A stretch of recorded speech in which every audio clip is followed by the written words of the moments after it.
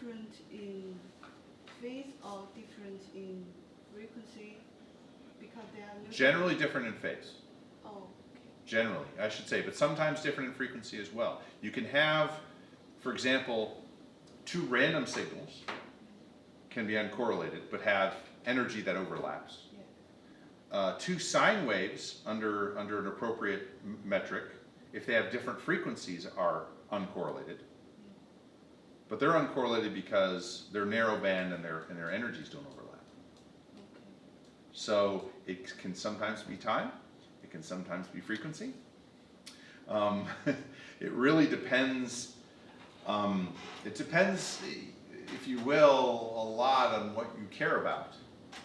Like, for example, if your systems can only work with narrowband signals, then you probably, if you're dealing with things having to do with frequency shifting, then you're probably going to use orthogonality in frequency, i.e. tones that are slightly different in frequency, and then average over many periods, at which point then they're uncorrelated, right? Correlation between two sinusoids goes to 0 as you increase the correlation length. Okay. Yeah. And then, but other times, like for example, I gotta be careful because I think there's a class coming in. At least it's scheduled. So let me go ahead and log out of here. Other times we actually construct signals that are orthogonal. If you will, you actually generate. They're called spreading codes. Something called CDMA, Okay. which is one of the standards for communication. Yeah. That uses orthogonality to spreading codes. Okay. So that's another way to do it. Let me get this thing. Sorry. Yeah. So yeah, come on in. This class is ended. Yeah. So I have to. So did that answer your question? Because I took the communication class, so I relate it to that. Yeah. And sorry. Yeah. Let me. I know you're gonna start here. Here. Let me do this because I gotta do this up right now. All right. Thank you very much. Appreciate it.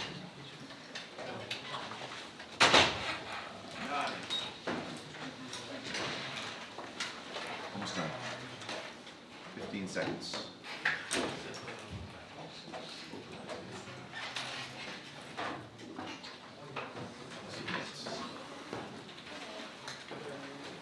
Done.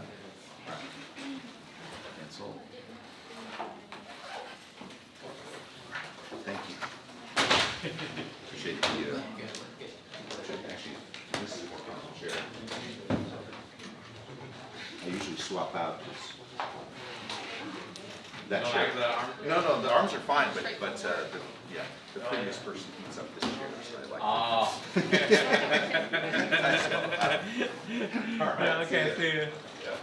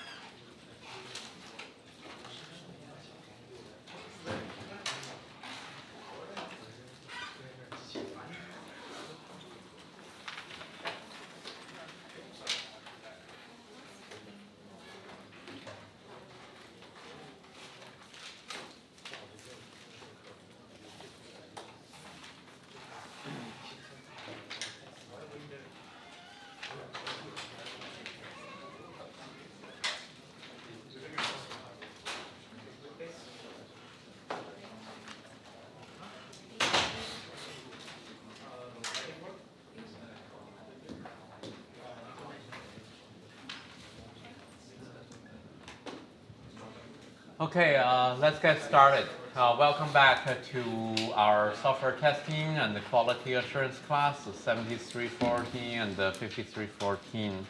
Okay. I want to talk a little bit about a couple of things before I go back to the regular class material. And actually, it's kind of interesting that the time is going by really fast.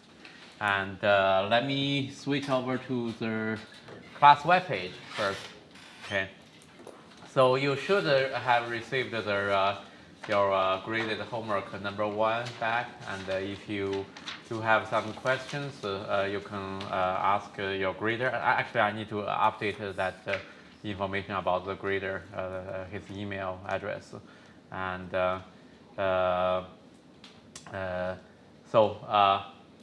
I think for both of this and other classes, some people asked about some specific feedbacks, and so I have talked with your grader, and so asked him to try to give you some specific feedbacks, especially when some points is taken off. But for the first homework assignment, I didn't ask him to redo the grading. So if you do have some questions, I will post his email address and you can ask him. Okay, I'll remember to do that during the break. Okay, so that's for the homework number 1, and homework number 2 has been posted. And the thing that we will have a midterm exam coming up very soon. Okay, so in 2 weeks. So I want you to have some chance to do a little bit of exercise before we can move on to the next to the midterm exam. So at least you can do some exercise and get some feedback. So it will be due next week, and so you should get some feedback before the midterm exam. Okay, and then that brings us to the question of midterm exam. The midterm exam, I haven't posted any information here, but I did post a sample midterm exam in the Blackboard. So if you go to Blackboard, check on the course document. I don't know, there's something there about some course section and the proctor, some information. Just scroll down a little bit, and you will see a sample midterm exam. Okay, which was is from a couple of years ago. Okay, because I still have some unresolved issues with a couple of incomplete students from the last semester or so. But the format is basically the same, has been almost the same for the last 19 years or so. And so you can look at that sample midterm exam, and we will follow exactly the same kind of setup for the exam. Okay, which is a 2-hour exam. So it's 2 weeks from today. That night I may not be here, but I will have someone proctor for me. Probably one of my PhD students proctor for me, because I will be at a meeting off campus. I'll try to come back. If I can come back, I'll proctor the exam. But if not, one of my PhD students will be proctoring the exam. And 2-hour exam, it's a closed book, but you are allowed 1 sheet of paper, either single-sided, double-sided, doesn't matter. You can write whatever on that. Okay, and yes. Can it be typed notes? It's up to you, whatever you want to do, with it. Okay. And so the limitation is the size of the paper. It's a regular letter size, the paper. So that's 1 sheet of paper, whatever you want to do with it, single side, double side, typed or written. Or sometimes the people write so small that I need a magnifying glass to read it. But so it's up to you if you want. You can read that small print. By all means, do whatever you think is to your own advantage. Actually, one of the things that I found over the years, sometimes I gave open book exams, sometimes I gave closed book exams. I think this is a kind of a nice compromise, because In open book exams, there is a tendency you might not really kind of focus on what is important, okay? Because you say, oh, I can always open the book and find the things, and then if you don't know the material, you probably it's not going to help too much, okay? With completely closed book exams, it's sometimes relies a little bit on the kind of pure memorization. I don't think that's really what we are trying to achieve in this kind of classes. It's really more of the kind of problem solving the ability. It's you face with some problem, you will be able to solve some problem. That's probably more important than memorizing things. So the nice compromise is that you can kind of use that to summarize what's important to you and some of the important concepts, some important procedures, important models, important whatever you consider important, and then we can have a kind of almost like a closed book exam, except for that sheet of paper. Okay, so that's 2 weeks from today. And so next week, if you want me to, I can go over the sample midterm exam, okay? And so I'll try to leave some time to go over the sample midterm exam. If I don't have time to go over the whole thing, and if you want to, I can post some kind of key to the solutions for that sample midterm exam. But if I have time to go through the things, I probably will not need to post a key to the solutions. Okay, and so that's about it. Also for the project, you had a project proposal that's for the in-class student that was due a couple of days ago, and for distance students due today.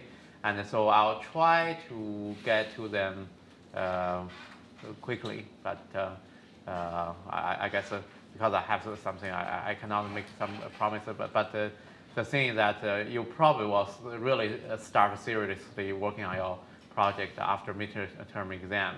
So I will definitely give you some feedback by the midterm exam, okay, for your project proposal, okay? And any other questions?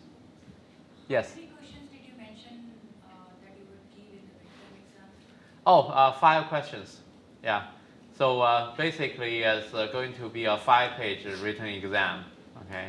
And if you look at the sample exam, we have basically the same format. We have 1 question of multiple choice.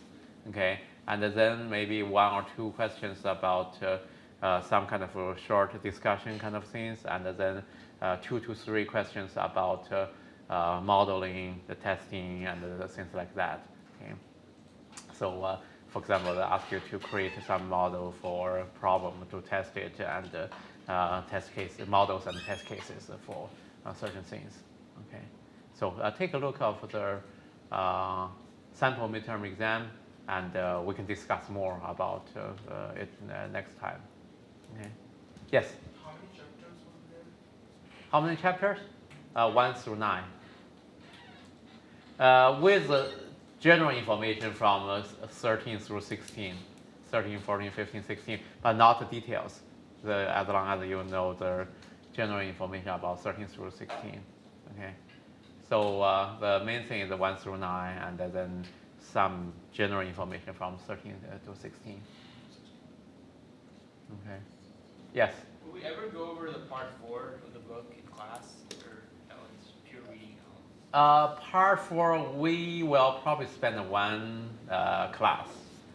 Yeah, and so that's it. Yeah, as I mentioned that we do have a follow-up course, so we will go through that part 4 and extension to it very thoroughly. They're in the reliability and the safety class. By part 4, do you mean like software reliability and those? Yeah. Part 4 is about the measurement, reliability, risk identification, defect analysis, those kind of things. Yeah. Okay. Oh, another question? Yeah. Do you anticipate we can do like a lot of reading ahead in this class because for the project?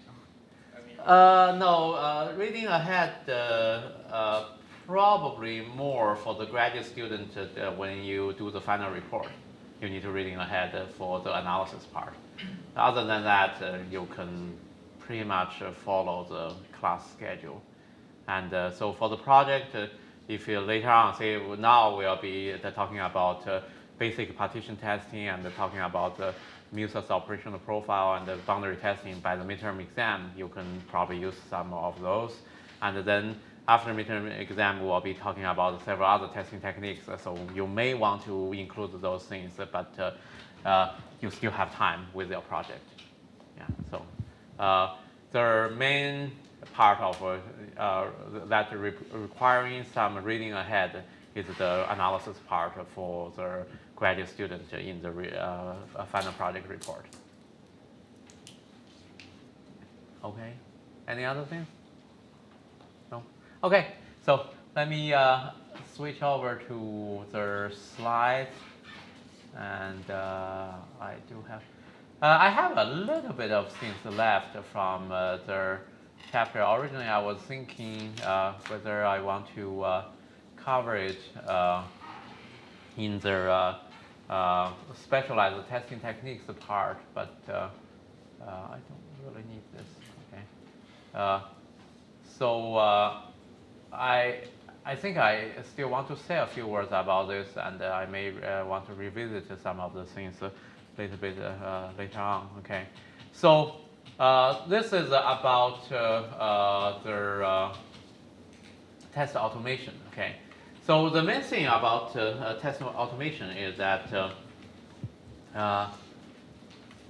when you look at testing for large software systems, typically you need some level of automation, because if you want to do everything manually, it will be very, very time consuming and almost impossible in some cases. So you will have at least some degree of test automation.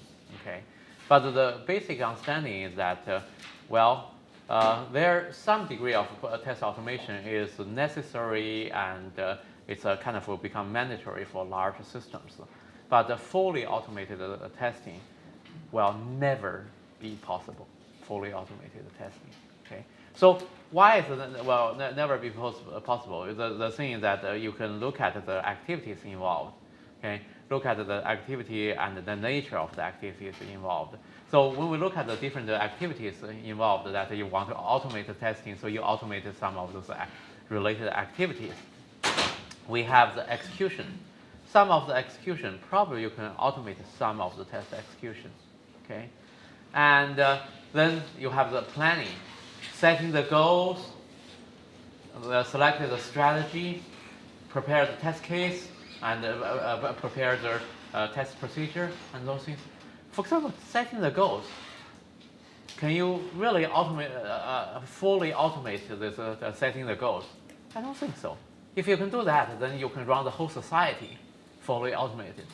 Okay? Yeah, because different people have different goals, and when you look at those things, setting the goals, definitely will not be able to be fully automated. Okay? So when you look at the strategy, of course, that will involve some human intelligence and some of your knowledge. Okay? And when you look at the preparing the test cases, looking at the extracted information, prepare the model, build the model, prepare the model, and derive your test cases. Some of the elements may be automatable, but not the whole thing. From the flip side of this thing is that if you think the testing can be fully automated, then basically you need the same capacity of fully automated programming without any defect. Okay? So if you can have the capability of fully automated testing, then you do have the capability of not needing any testing at all, because you have a fully automated program generation and get you perfect code. And then you don't really need to test if you have the full capacity for fully automated testing. Okay?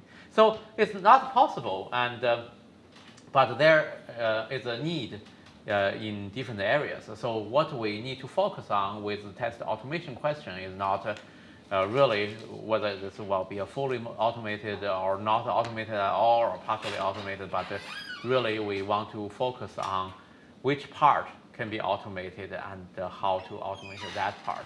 Okay, so that becomes the kind of things that looking at we'll do the testing automation.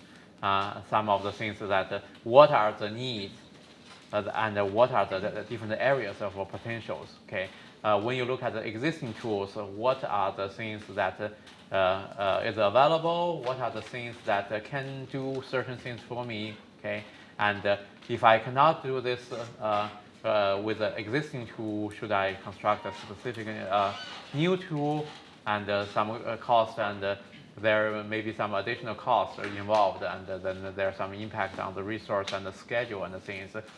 When you first introduce some new tool, you may not get the full benefit in the first round, but you may get a benefit of the next round. Okay, so all those things need to be considered. But the most important things is really look at the activities, which activities can be automated, which activities cannot be automated. Okay, so we can look at the test planning and the preparation. Planning, as I mentioned, probably not much can be automated at all. Okay, except maybe some mechanical part of keeping track of the things.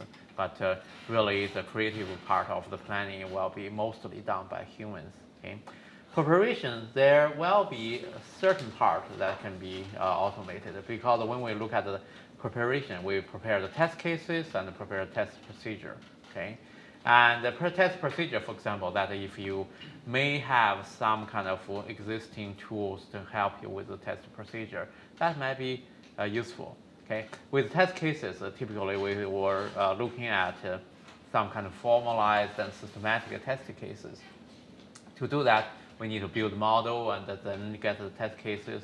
Okay, and to build model, we need to collect the information, construct the model, make sure the model is a good reflection of the reality, and then we can derive test cases. In all those steps, typically model construction and the information collection part, okay, model construction part involves a lot of human intelligence. Okay, information collection, you maybe automated some of the information collection, but you have to know what information to collect. So you decide what to collect, and then you may be able to kind of use some tools to collect some information. Okay, and then you have to really use human intelligence to construct your test model. But once you have the model, a lot of kind of related analysis and the test case generation from the model can be automated. Okay, so when you look at those different parts of the things, there things some of the things can be automated, some of the things cannot be automated. Okay, but you try to automate the part that is automatable and with some good support. Okay, then besides the planning and preparation, we have the execution part. Execution part is the part where typically test automation can help us the most. Okay, because execution is fairly time-consuming and fairly tedious. Okay, if you don't have any tools to keep track of the things, because when you do the execution, you want to keep track of the things and record whatever kind of execution information, and particularly if something is suspected to be going wrong, you want to record those information, analyze them later, and to identify problems and to follow up on those things. Okay, so test execution is actually the area that we can get the most help from automated test tools. Okay, and actually, if you look at the tools in the market, that is probably the area that you get the most kind of support with test automation, some kind of execution, and typically it has to do with the different kind of types of applications and platforms. Okay, so for example, that when I was with working for IBM, we were doing a lot of database testing. Okay, when you do a lot of large database testing, you need to create those databases and then trying to do all kinds of database transactions on them. Okay, so creating those large databases is very time consuming. So we did have a tool, internal tool, and actually it's a kind of automatically created databases with populated them with some random values, and then you can test them. Okay, so those kind of things are very commonly used. Okay. And then you create them, and you can run those against the databases, and then keep track of the things. And so sometimes you can use the system facilities to tracing their executions. Okay, so sometimes those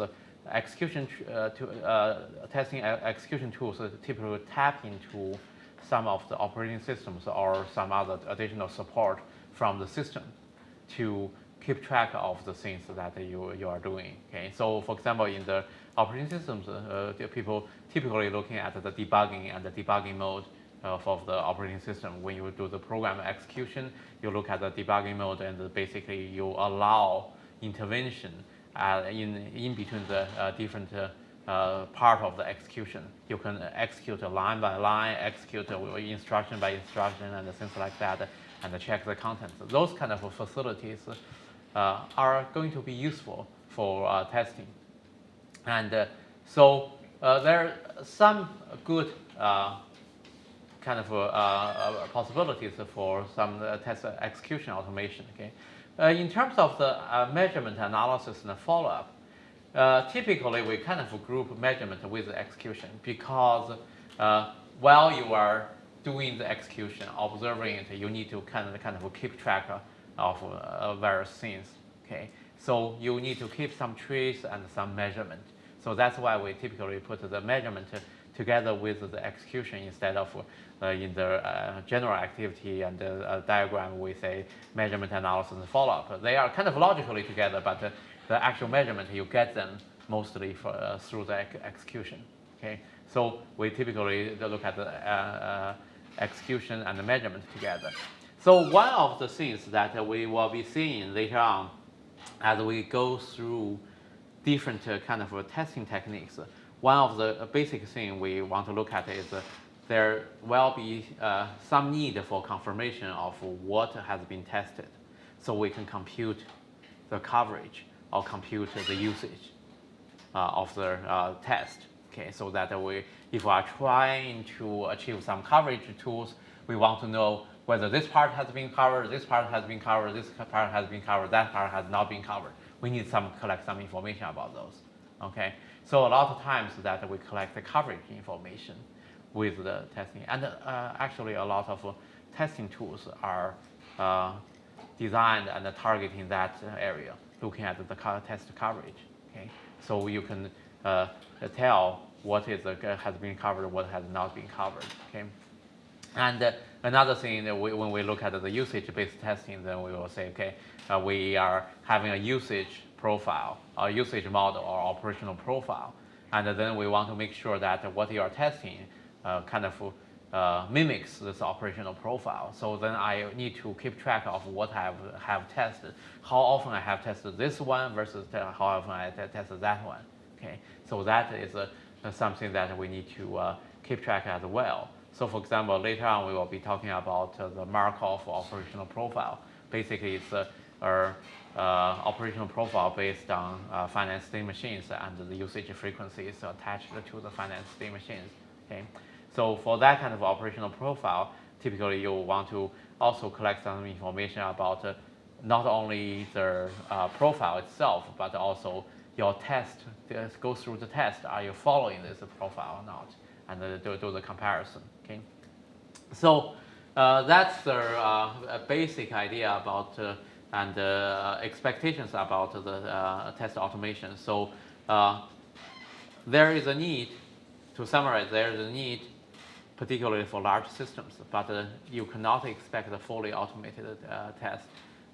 There are certain areas we can do some test automation. One primary area is the execution, and another area is in terms of test case generation. That's in terms of once you get the model, from the model to the test cases, that's an important area. Another area is in terms of the measurement and analysis to collect a certain measurement information.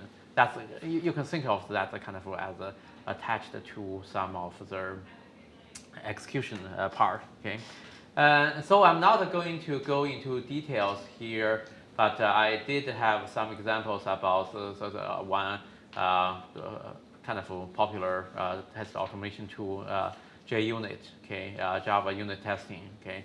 And essentially what the JUnit is doing is give you a kind of test automation tool for execution. So give you a setup so that you can automatically start and execute the test cases and compare the result. Okay, so it's really a test automation tool for the execution.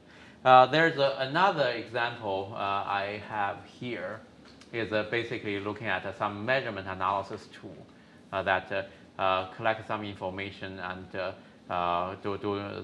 can help us with coverage analysis. This one is a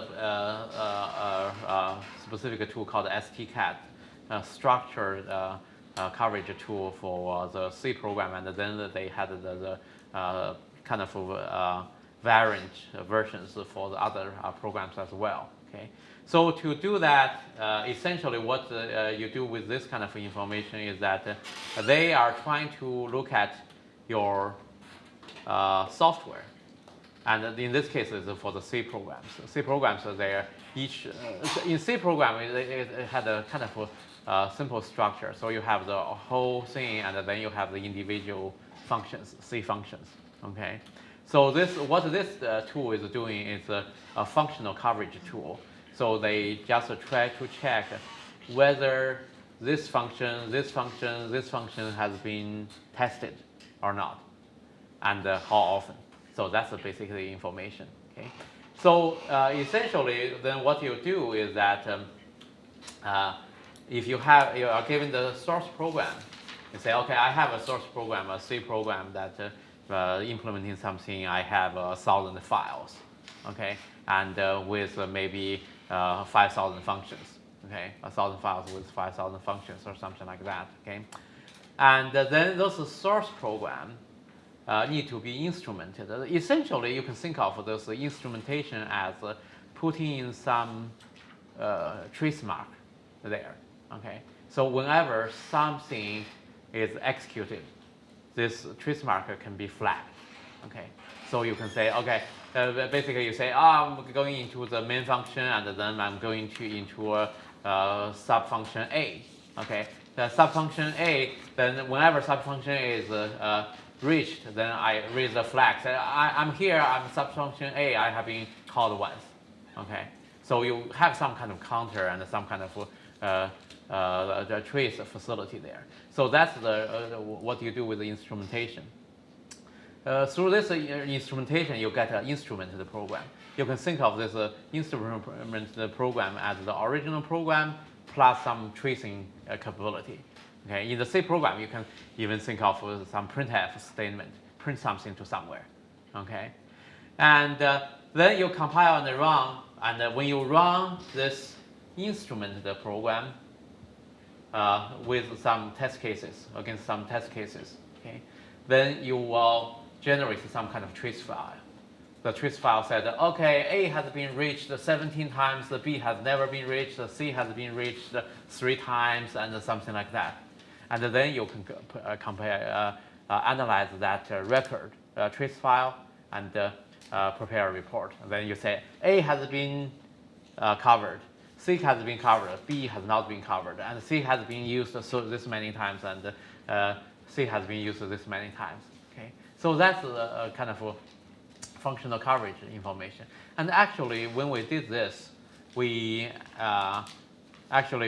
used it for 2 purposes, not only for the functional coverage, but we also used it to collect information about the usage. Okay, so when the customers are using this product, how many times they have been using calling out this function versus that function. So we can say, okay, this function A has been called 17 times, B has never been called, and C has been called 3 times. So probably if there is a problem with the function A, there will be a lot of a chance that the problem may be exposed, and a lot of customers might suffer from the negative consequences. Okay, So I need to test that more. So we used that as part of our constructive information to get our operational profile. Okay, so to do the testing accordingly. Okay, so that's that example, and so I kind of just spent about 15-20 minutes about the test automation. There are more discussion about the test automation in the textbook, and you can read through that. But that's the kind of important information there. One thing related to your project is that some people, I think several students ask me about, I want to use this tool to do my project, use that tool. Is that a good idea to use this tool, or is that a good idea to use the other tool? See, remember, the main purpose of this project is really to get you really familiarized with some of the important testing techniques and get some kind of first-hand knowledge by doing those. Okay, so testing tools in the small scale, typically when you do the small scale testing, is not absolutely necessary. Okay, so if you want to use some testing tools, you are more than welcome to do so, but the focus should not be on the tools. Okay, so you should not just have a project say, oh, I'm going to try this tool out and then use this tool and then that's my project. That's not going to be an acceptable project. The project is really focusing on using some testing techniques on something and run through the whole thing and analyze the result and analyze what you learned and to go from there. Okay, so if you want to use some tools, you are more than welcome to do so, but tool itself should not be the central focus of your project. Okay, so with that, I close up this chapter, and we can move on to the next one. Okay, so let me use this. For this one, it's easier for me to move through the different material. Okay, so the next one is actually a long chapter. We have in the book, when you look at the chapters, some of the chapters are fairly long and some of the chapters are kind of short. So most of the chapters in the first part are fairly short for the 5 chapters. And then in the second part, we have a couple of very long chapters. One of them is chapter 8, and there is another chapter 10. Those actually, when I'm thinking about, because the publisher has asked me several times about try to get the next edition of the book. I was thinking if I'm going to do the next edition, I will probably break up some of the chapters into separate chapters. Okay, so this is one of the chapters that covers a lot because it's actually the central idea is very much connected. So that's why I put them in one chapter. But so it's a really kind of 2 different things based on one central idea. So you look at the title here. It's a coverage and usage testing based on checklists and partitions. Okay. So we are talking about 2 kinds of testing based on checklists and partitions. Okay, and checklist is only our starting point, but really what we are looking at is really looking at the partitions, and then we look at the coverage-based testing based on partitions and the usage-based testing based on the partitions. Okay, so what we are going to do first is to look at some general ideas about the checklist, and then move on from checklist to partitions, and then to usage-based, and also to the boundary testing. We kind of looked at some of the basic ideas in our example sketches earlier. For example, that we were looking at let me see, that's not the right thing. Okay. So let me switch over to the desk camera. Okay. So we were looking at some situations is that with the input-output for a program, and then say, oh, okay, when you look at the input-output for a program, you may be looking at the input-output from different subdomains and so on and so forth, and so you might want to look at a partition and then do the partition test, and then from there we look at if you have the partitions, you can do the uniform sampling of the partitions, and you can use the non-uniform sampling of the partitions. So the basic partition testing is the uniform sampling, and then we look at the extension, a non-uniform sampling based on the usage. That's usage-based testing. And then we look at the non-uniform sampling based on some likely problem areas. In that case, we said we might notice some more problems with boundaries, and then we can do those things. Okay, but the thing is that when you look at this things over here, look at this is the input for example, we have the input x, y for a program we are testing. Okay, so when you test this thing, you might say, okay, I want to test x, y for this program, and then x, I say, okay, x greater than 0, y greater than 0, x greater than 0, y less than 0, or something like that. You are thinking about, typically what you are thinking there is that even if you are just poking around, you are thinking about not the identical test cases, right? You are typically thinking about, oh, what are the different things I want to cover? What are different things I want to do? Okay, so when people start to do this, one of the typical things when people start to do is that, oh, I need to do this. There's a lot of things I want to do. If there are lots of things you want to do, one of the kind of fairly natural place to start is to start a list of things you want to do, right? Okay, so you need to do a lot of, we have the to-do list, we have the shopping list, we have all kinds of lists people using all the time, okay? So you want to keep track of the things because you have a shopping list, so you want to remember that you bought the bread, butter, some vegetables, some meat, and whatever kind of things that you want to buy, and you don't want to forget the things, because if you forget the things, and you are lacking some, going to lack some nutrients, or whatever things, or maybe someone will be mad at you if you forget about things. Okay, so we generally start some kind of list. Okay, so that's where we can kind of start with this thing.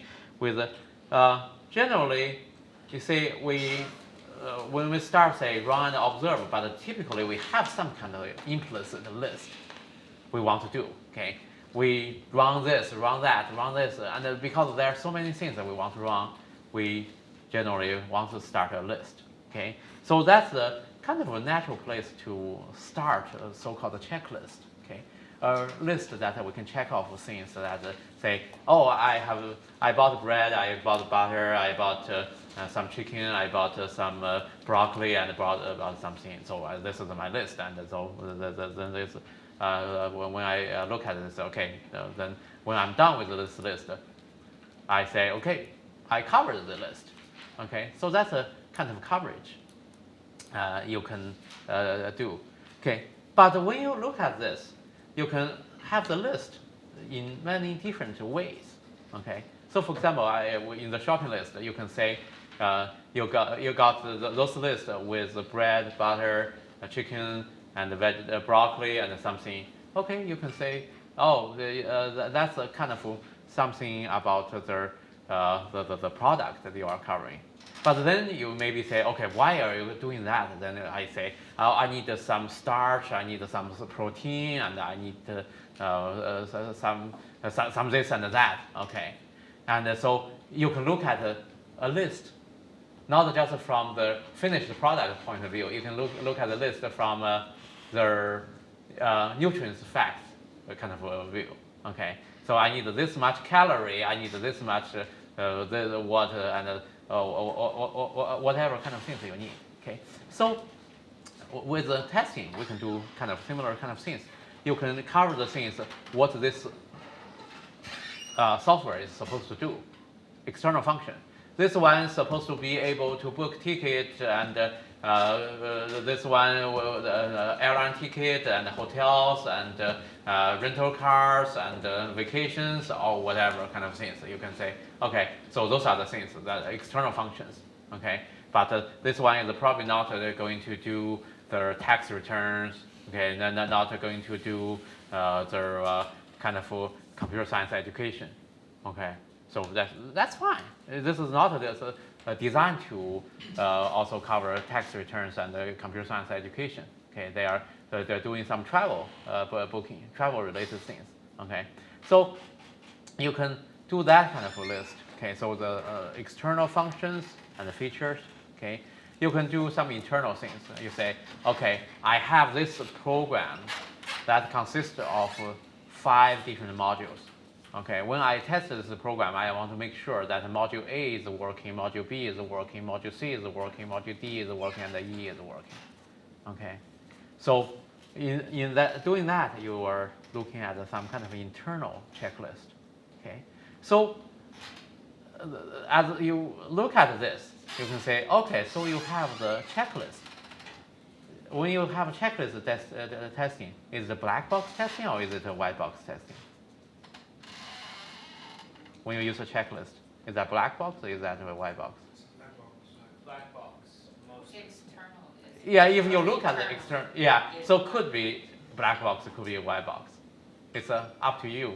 Okay, how are you going to use it? So if you are looking at the functions, the features, you are doing a black box testing with the list. Okay, if you are looking at the internal components that are being covered, and you say, oh, not only I want to cover every component, I want to make sure every variable will be accessed. Okay, then you are doing the white box. I want to say every control flow path from beginning to the end is covered. Then you are doing the white box testing. Okay, so you can do either black box testing or white box testing with your list. Yes. Is control flow and data flow like a subset of checklist testing? Or? Not really. We will go into some more details because when you look at the checklist, it's basically a flat list. So when you look at the control and the data flow and those kind of things, typically it's based on some kind of finance state machine. Okay. So it's somewhat more complicated than the general checklist. Okay. So you can do all kinds of those kind of checklists, and you can have some kind of, you can check the things against some standard. And some standard said this kind of product must meet this kind of standard, then you have to check that, and then sometimes you can have a mixed combination of a checklist. Okay, so there are many of those kind of different things. Like for example, with the external checklist, this is an example from our textbook, which is really a high-level checklist we used for the IBM product. Okay, that for the IBM database product, the DB2 family, they divided their overall testing into those 12 kind of list items. Okay, so abnormal termination, backup, and restore communication, coexistence, file I/O, and so on. Okay, so the thing is that when you look at this kind of things, you want to make sure you say, oh, okay, I want to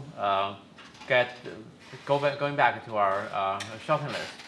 Oftentimes you have something like, okay, I need to get this and get that, and then you say, okay, then I may have something. One item say get some meat, another item say get chicken.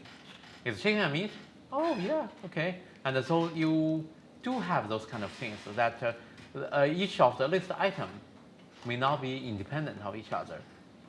They may completely fall under one list item or maybe have some overlap. Okay, you say, oh, I'll get some green leafy vegetables, and I'll get some other things, and you may have all kinds of possibilities of overlapping. Okay, so that's actually one of the problems. But more importantly, when you look at those things, are you sure you covered everything? This is some of the things, nagging things that we all had some problem. I try to remember everything I did, put it down and say, there's still something I'm missing. Okay, that is probably more important than if you have a little bit of overlap. Something is missing. Okay, something missing from this checklist. Okay, so you say, okay, I want to make sure that the thing will cover whatever I want to test. And probably I don't want them to overlap too much. Okay, so those are some of the common problems with the checklist. Okay, so the lack of coverage, you're missing something, you have a hole in it, some important function supposed to be customers expect. Okay, and you are not be able to do it. Okay, and then also sometimes you overlap a lot. Okay, so those are some of the things, and also some of the things that you say, okay, I want to do it, but I have limited capability of doing it, so I won't be able to do it. Okay, so for example, when you look at the checklist, you often have some kind of things that, what about something that you repeat again and again? Some loops. When you have a checklist, typically you don't have a loop in the checklist itself. One item is one item, okay? And if you really have something that's going to be done in an iterative or repetitive fashion, you really need something else to represent it, okay? So there are some of the operations that you probably won't be able to represent effectively with a checklist, okay? So those are some of the problems with the checklist, but let's finish up with the checklist. You can have some white box checklist, and we'll look at we talked about the different kind of things, and then sometimes you may have a combination of different things in your checklist. You can think of it as a checklist a table or something like that, and have an idea that you want to make sure each of the components satisfies a certain standard items, okay, so that you have those table here. But doesn't matter if you have a table, you have a list. Even if you have a table, you can enumerate everything out into a list. So that's, we still call it a checklist, okay? So even if it's a table, we can still call it a checklist because you will be able to enumerate everything out.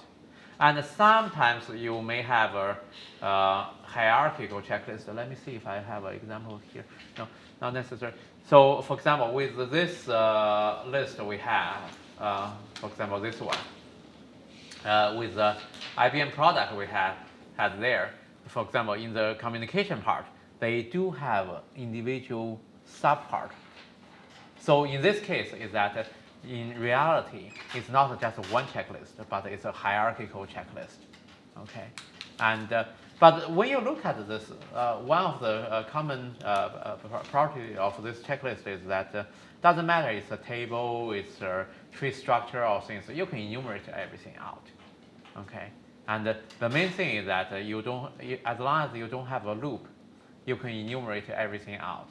Once you have a loop, you cannot really enumerate everything out, because once you have an infinite possibility of infinite loop, then you can, that just one loop can, you can enumerate out many different items, right? Infinite number of items. Okay, so the checklist can be used for functional black box testing, can be used for white box testing, but it does have some limitations.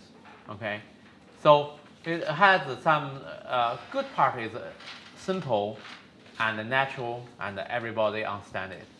Okay, and then the drawbacks are actually we can summarize that the drawbacks, the limitations, into three parts. One is the coverage. You may be missing some important things. That's probably the most important problem we need to deal with.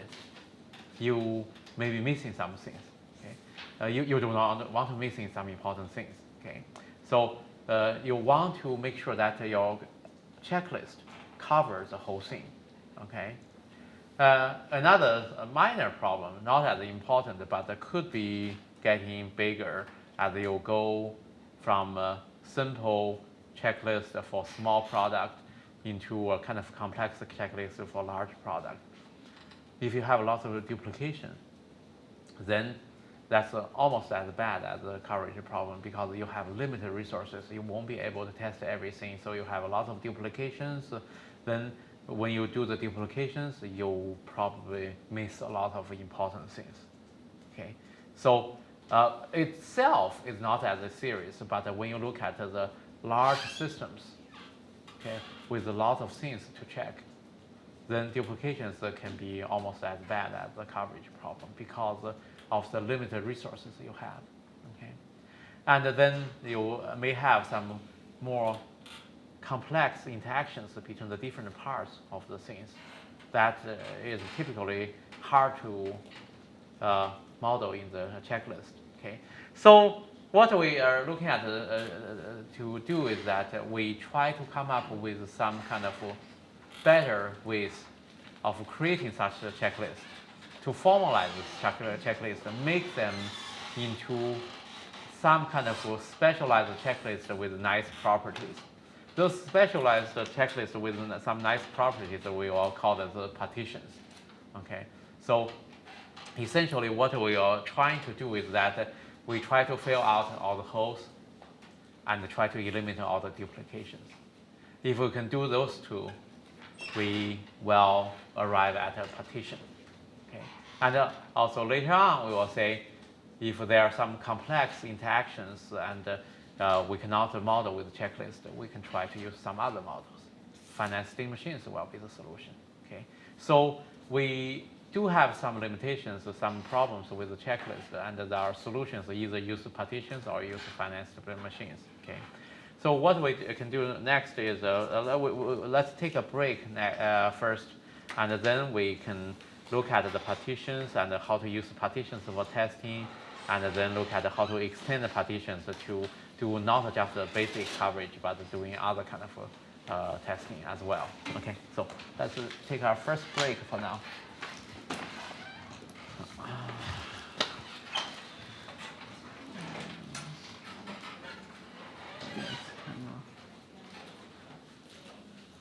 Okay. Yeah.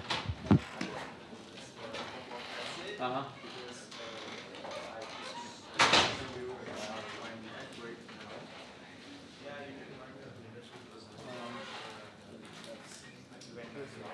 I think you submit something that you agree with.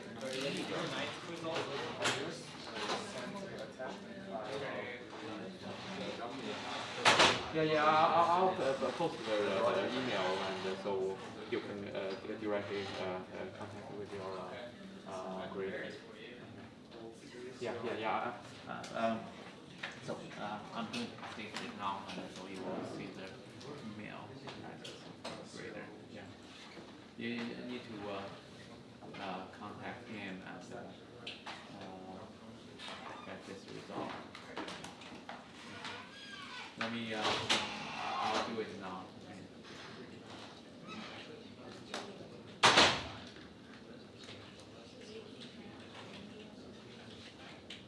Yeah,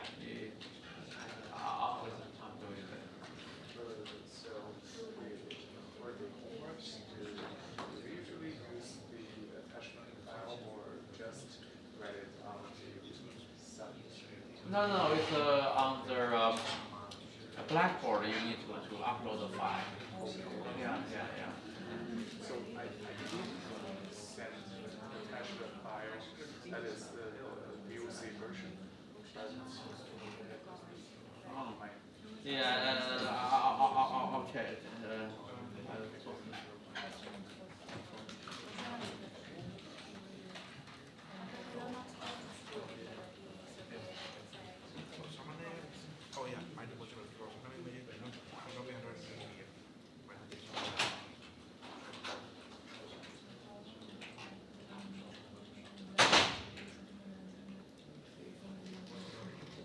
इसमें practical work का नहीं बताया ना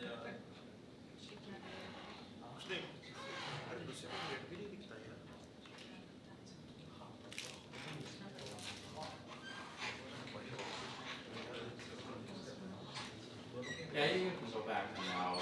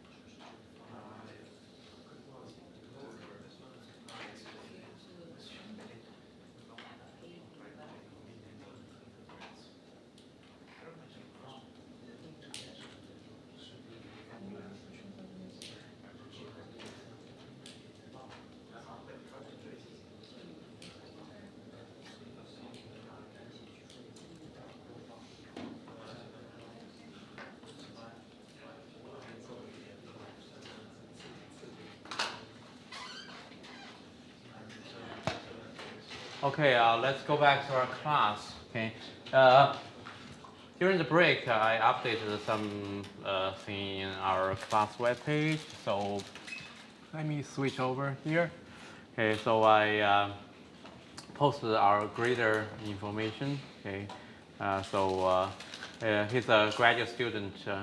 His name is Pen Ren, and that's his email address. Okay, PREN. And for our class, 7314, 5314, he's going to grade the homework only. Okay, so if you have any homework related questions, okay, particularly homework grade questions, you can ask him.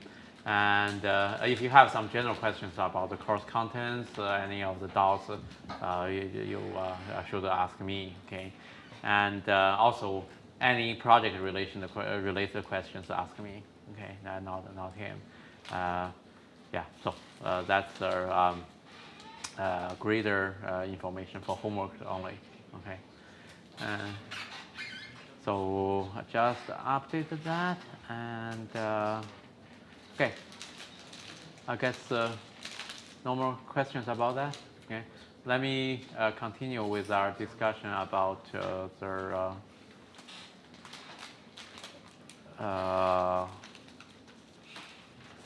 since we have about the checklist-based testing. And okay, here is an example about checklist-based testing from checklist to partitions and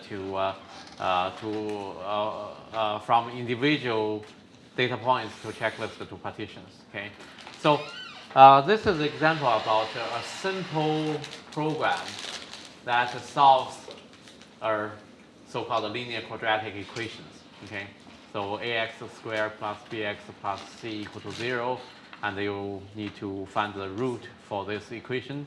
Okay, I'll find the x that makes this one equal to 0. And of course, if you remember from your algebra class, that the root is this formula. Okay, and when you have different a's, b's, and c's, you will get different r's. So that's the essentially, if you have a solver for this kind of equations, then given any a, b, and c, you will be able to find the r. Okay, and so what we are looking at here is that, okay, so the input space is really a three-dimensional input space. You got A, B, and C. Okay, so if you have something like, for example, that this is just for argument, for the sake of argument, if you have 32 bits floating point numbers used for A, B, and C's, okay, then the input combinations, the number of input combinations for A, B's, and C's, it will be 2 to the 32 times 2 to the 32, 2 to the 32 is 2 to the 96 power. Okay, you can calculate that number. And so suppose you have a very, very powerful computer. You want to run all those things. Doesn't matter how powerful your computer is, I guarantee you will not be able to run all those combinations within a year, okay, or within your lifetime. Okay, so this is looks like a very kind of very simple kind of program doing this solution to the linear quadratic equations. Okay, but then you may argue, well, why do I need to run all the combinations? Okay, maybe I don't need to run all the combinations. I just need to run some of the combinations. Okay, and if you say I want to run some of the combinations, so how do you run some of the combinations? So one of the things that you can say, okay, I can start a checklist. I can start a checklist about A, a checklist about B, and a checklist about C. I can say A will be from all the negative numbers, okay, 0 and positive numbers. I can say B, I can say negative numbers, 0 and positive numbers. And C, I can say some kind of things like that. Okay, you can do that. You can do that. Then you can do the A, B, and C combinations. You can get some a different list. You can say a list. A list I can enumerate out the things that the A positive, B positive, C positive, A positive, B 0, and C positive, or something like that. You can enumerate them out. So if you divide those A, B, and C's into positive, 0, and negative, then you will get how many combinations? 3 by 3 by 3. You got 27 combinations. Okay, so you'll have a list of 27 elements to check. Okay, but that list is probably not as meaningful as if you remember from your algebra class. Is this quantity is very important because it depends on the relationship between A, B, and C here. You may have two distinct real roots. You may have two identical real roots, or you have one root, or you don't have a real root. Okay, so you have to use the complex numbers. Okay, to represent this. So if you do this, you say, oh, okay, maybe there's a better way of doing these things. Divide this into those things that there are different situations. Okay, so in this kind of situations, you can say, okay, I want to get the value of this so-called determinant. Okay, b squared minus 4 times a times c. If this thing is greater than 0, I can have a case is that, well, this thing is greater than 0, so this one will be a real number. Okay, and if this one is equal to 0, then we have this plus minus will become the same. Okay, and if you have this d less than 0, then this one you say, oh, you cannot get a square root of a negative number. Okay, so you have to use the imaginary part of a complex number. Otherwise, you won't be able to represent it. Okay, but if you only deal with real numbers, so then you say, okay, I'll give up. I will not produce an answer. That is a viable strategy as well. Okay, so the thing is that now, by looking at the problem itself, you can come up with so-called partitions. This d greater than 0, d equal to 0, and d less than 0. The 3 partitions. Okay. And the good thing is about this is that each of the case represent a wide class of the situations that you may or may not have a solution. Okay. So in this case, whenever in d is greater than 0, you have 2 different real solutions.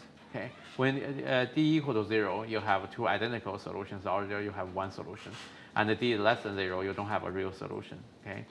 So you can do this, and then notice here is that by this we divided the overall input space into 3 parts.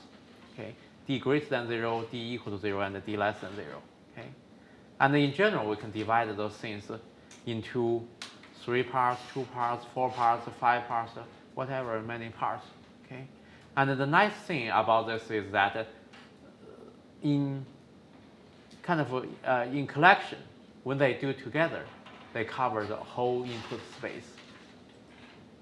Okay. And they don't have any overlap. Okay. So that by doing this kind of things, you create something that solves some of the problems with our general checklist. Our checklist may have some holes, may have some of the things that you have redundancies. So by creating this partition, then you solve the problem of the holes and the redundancies. Okay. So formally speaking, what we are doing here is that we create something that is mutually exclusive and collectively exhaustive. Okay, mutually exclusive means that they don't share anything in common. They are not having overlaps. And then collectively exhaustive, they together they cover the whole input space.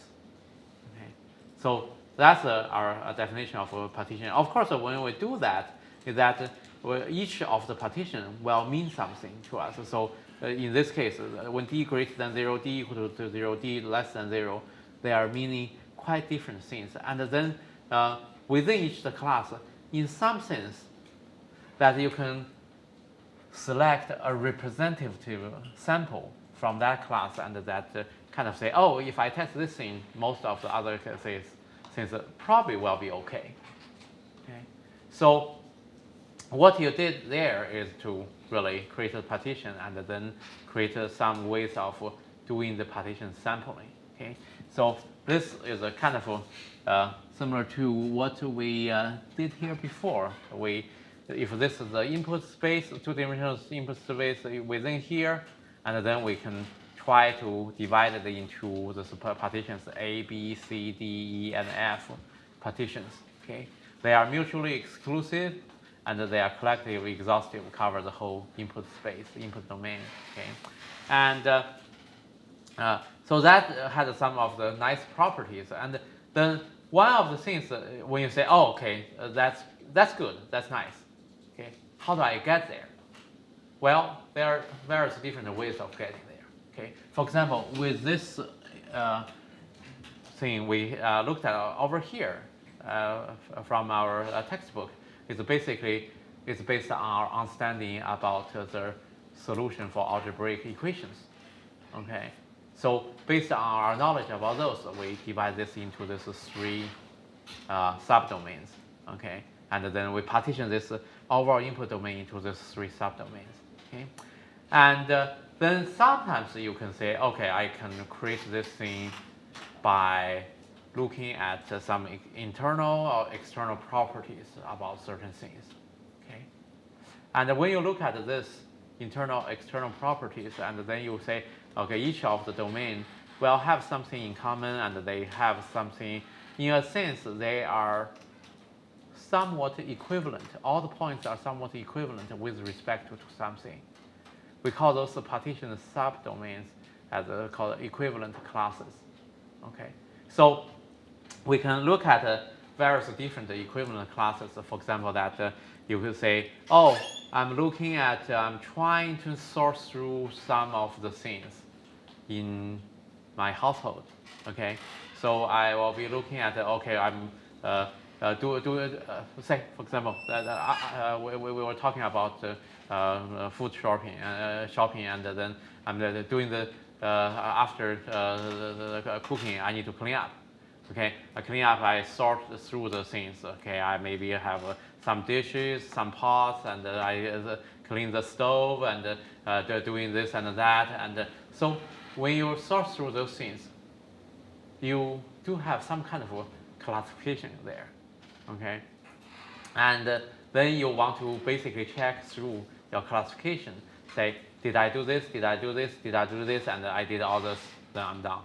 Okay, so you have some kind of that's the things that people call equivalent classes. You sort through things. Okay, this kind of things, that kind of things, and those different kind of things. Okay, so you can look at some properties about your individual items. Okay, and sort through them. So, for example, with the software, we can sort them through some of the things. Let's say I'm doing the testing, and say, for example, one of the things we did with one of my former students was to looking at their quality and productivity of all kinds of software used in Lockheed Martin. Okay, and they had this classification kind of somewhat different from the classification other companies use. So they say they classify some of the things as computational intensive things.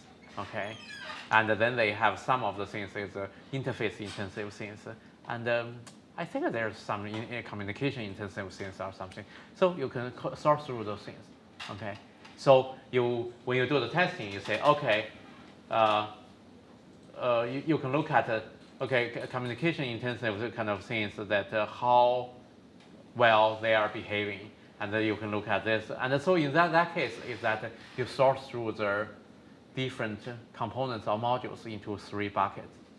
Okay, and then each of them is somewhat equivalent within the classification itself, but they are different from one class to another. And then when you do this, you can do the so-called representative sampling.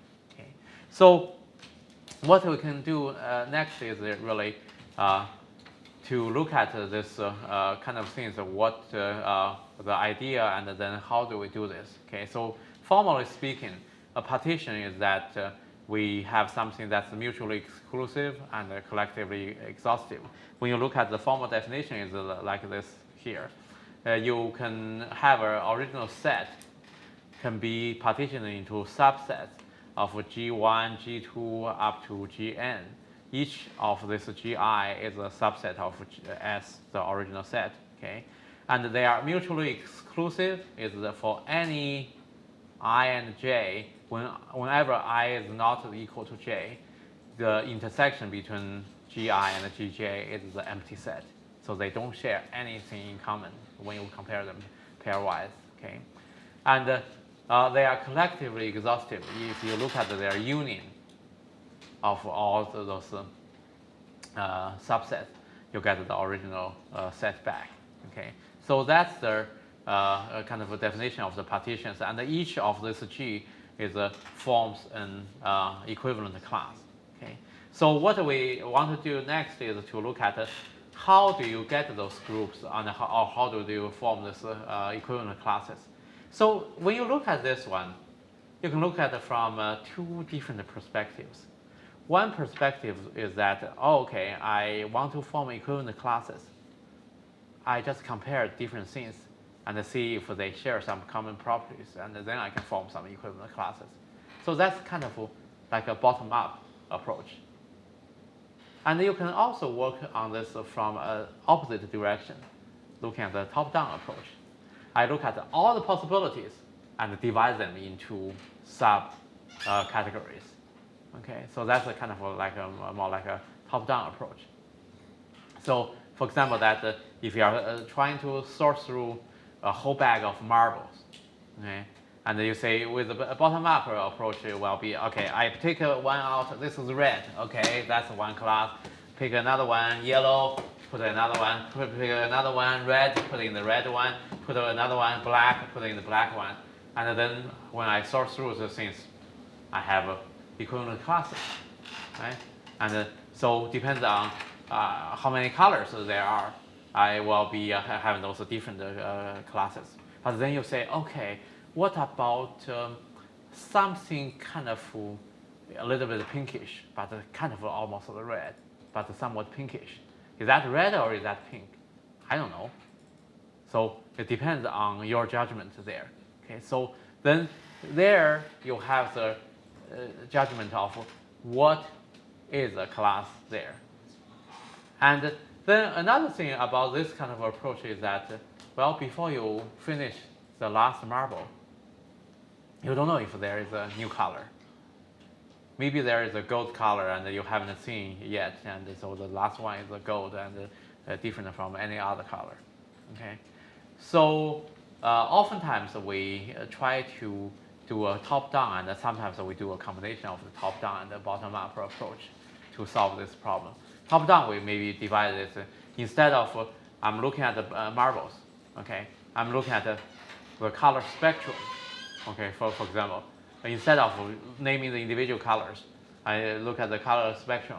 Okay, so when I look at the color spectrum, then I may have several ways of dividing them. Okay, and so you can think of the wavelength related to the colors. Okay, that human visible colors. Okay, you can say all above this wavelength belong to something, and all below this wavelength belong to this thing, or within this wavelength range belong to something. You can do that. Okay, in doing that, you actually had to start with something that kind of top down, and by doing a comparison and partition, you can say all the things above something, below something. You can do that. Make sure that is mutually exclusive and collectively exhaustive, and covers everything, because you can say anything above or at this particular value belongs to class A. Okay, so essentially what we are saying here is something like this. I'm dividing something up into two partitions. Okay, so anything x greater than or equal to some C belong to one class.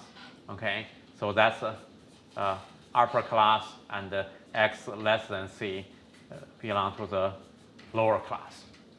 So essentially what you are looking at here, if this is the x, then you are looking at this C here. There's a C value. Okay, everything over here belong to upper class, and everything over here belong to lower class. Okay, so by doing this, you actually you are probably more likely to guarantee that property for the partition than by sampling the points and looking at the points of where they belong to. Okay, so in when we do the kind of equivalent class testing, and when we do this, we more often than not, we go from top down to look at some kind of decisions to divide something into one class or into another class. Okay, so this is a kind of the same kind of logic we used over here.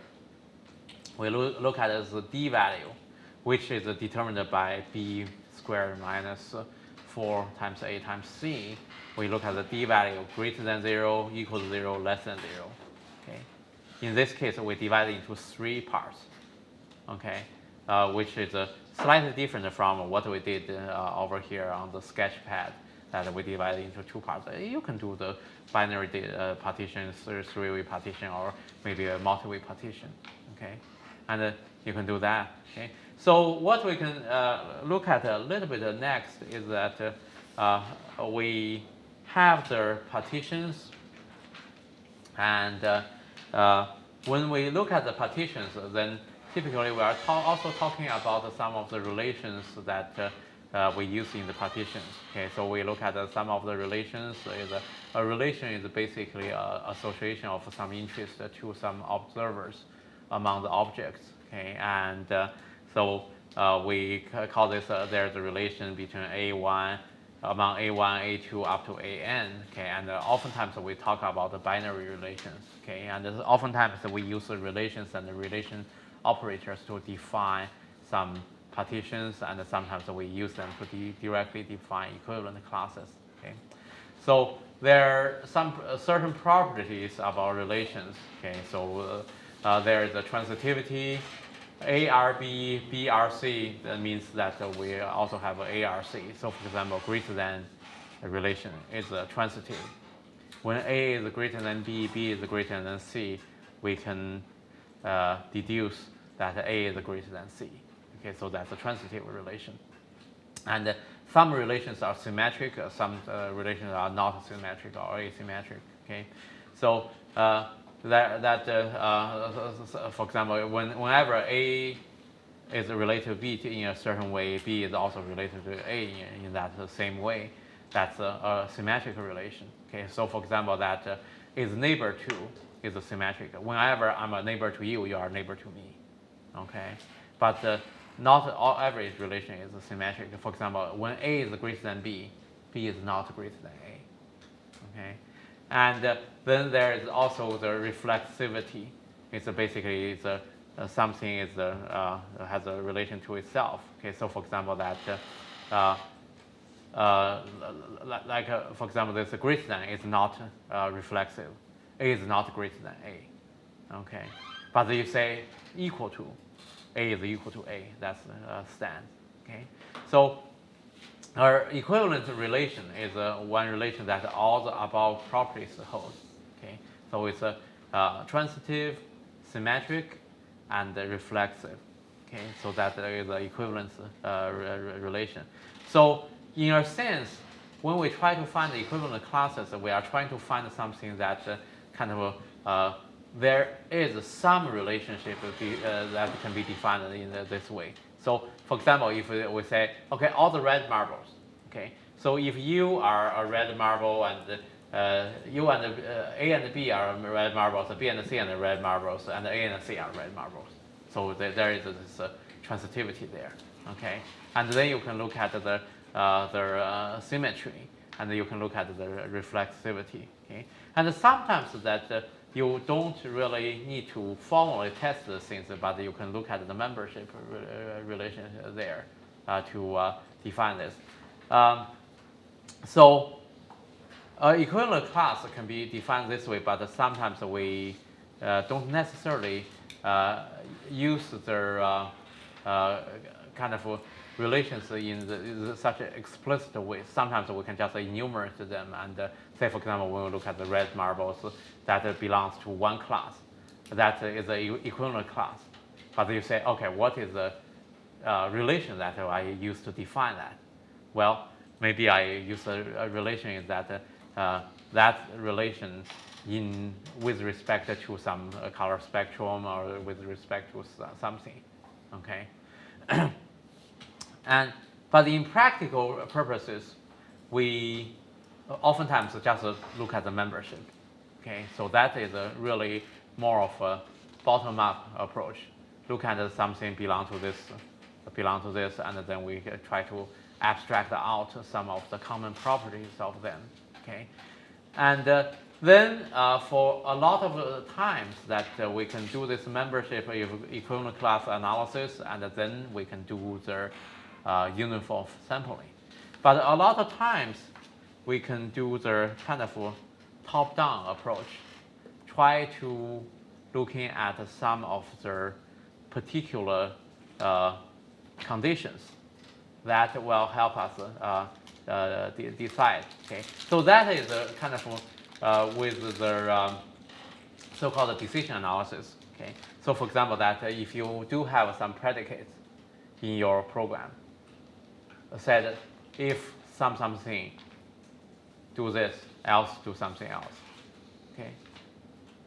Well, if you have that in your specification or in your implementation, you can pretty much rely on it to form your partitions.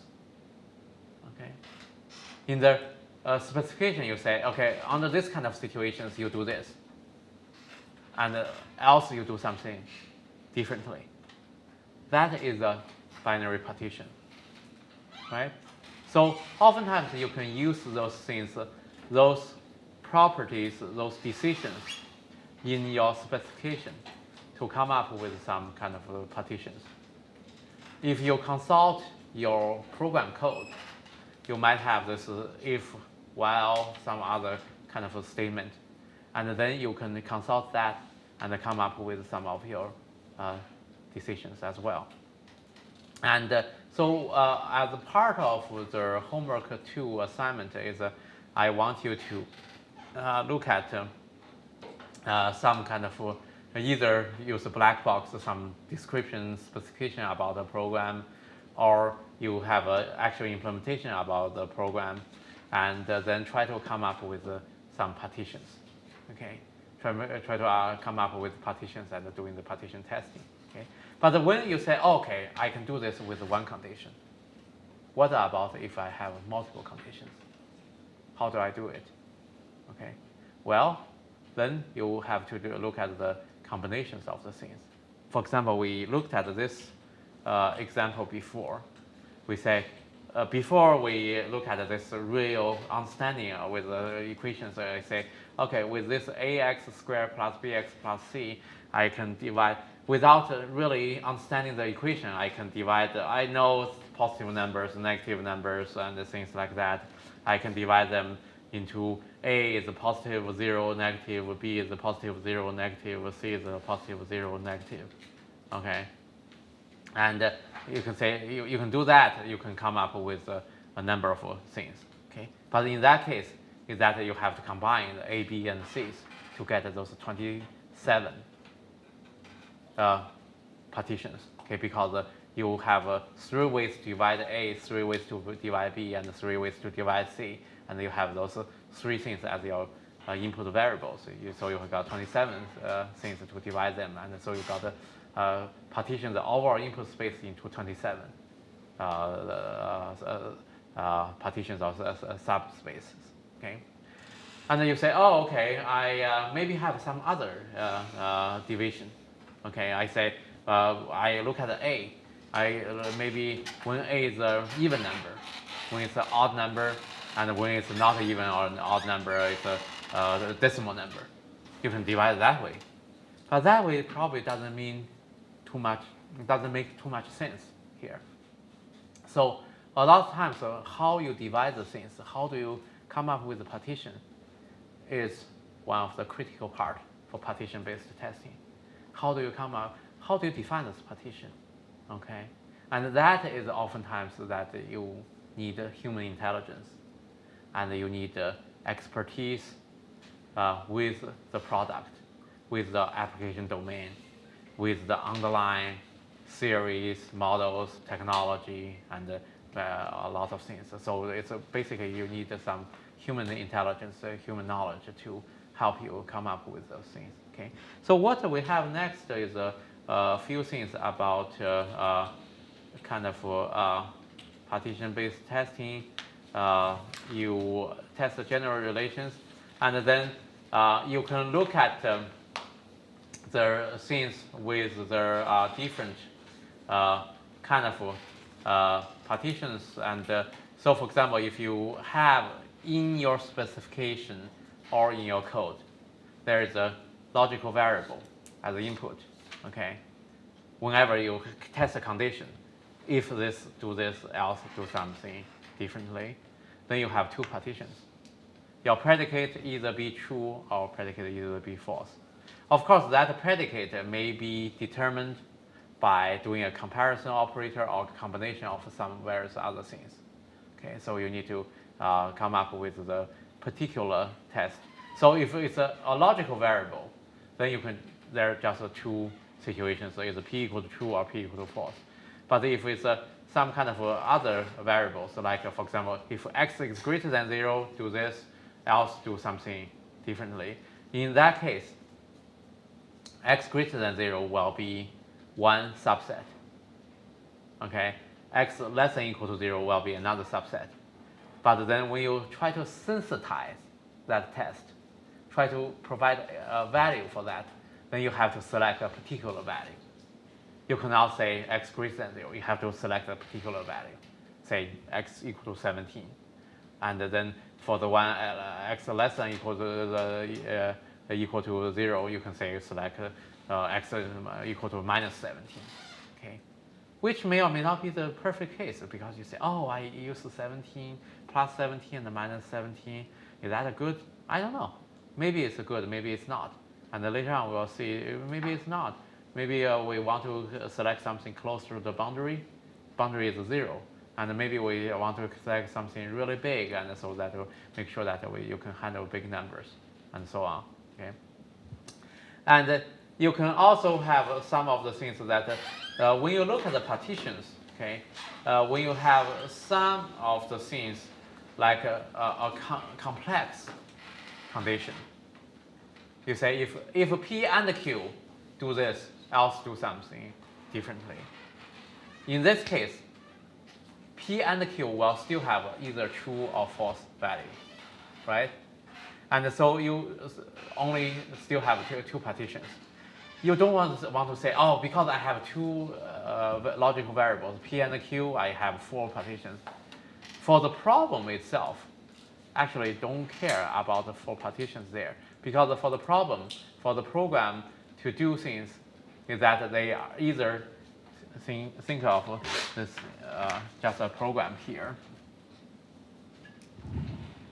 Okay, you say if P and Q, you do A, else do B. Okay, so for this kind of program is that when you look at this, the decision is that you only look at the value of P and Q together. You're not looking at them individually, separately. Okay, so you still only have 2 partitions. Okay, but in this case, the sensitization will be a little bit more complicated because you look at the one is the P and the Q equal to true. The only way to make them true is both P true and Q true. Okay, and then you can look at this is you can execute A, and then this one is P and Q equal to false. There are three different possibilities. You have the true, false, false, true, and false, false. All of them will be making this. So you have to select one of them for this. Okay, so for example, I select this one to make this false. This is my sensitization. Okay, I sensitize this test. Okay, because when I sensitize this test is that if P and Q are input variables, I need to determine the value for P, determine the value for Q, and make sure that they will realize my test. Okay, so you can do this. Okay, and then if you have numerical variables, I think this one. Okay. When you have numerical variables, then it will be a little bit more complicated. So for example, that when x is greater than 0, many possible test cases, and x less than equal to 0, many test cases. Okay. And then sometimes you may have the similar kind of situation like our combinations of P and Q. So for example, that you x greater than 0 and y less than 100, you can select the x and y values individually. So in this case, your x can still be 101 and the y can be 21, for example. And sometimes you may have those two subconditions correlated. Okay, correlated x greater than 0 and x less than 100. So in this case, you have to select an x value to satisfy both these conditions. Okay, so that are some of the test sensitization concerns. Okay, and so basically, when you have the partition-based testing, essentially you just looking at doing the partitions and then try to sample from the partitions. Okay, but when you have some of the cascading decisions, okay, so for example that you have an if, and then you have another if, and then you have another if, what you end up with is that you have to combine them. It's kind of like the combination of our external specification for this one here.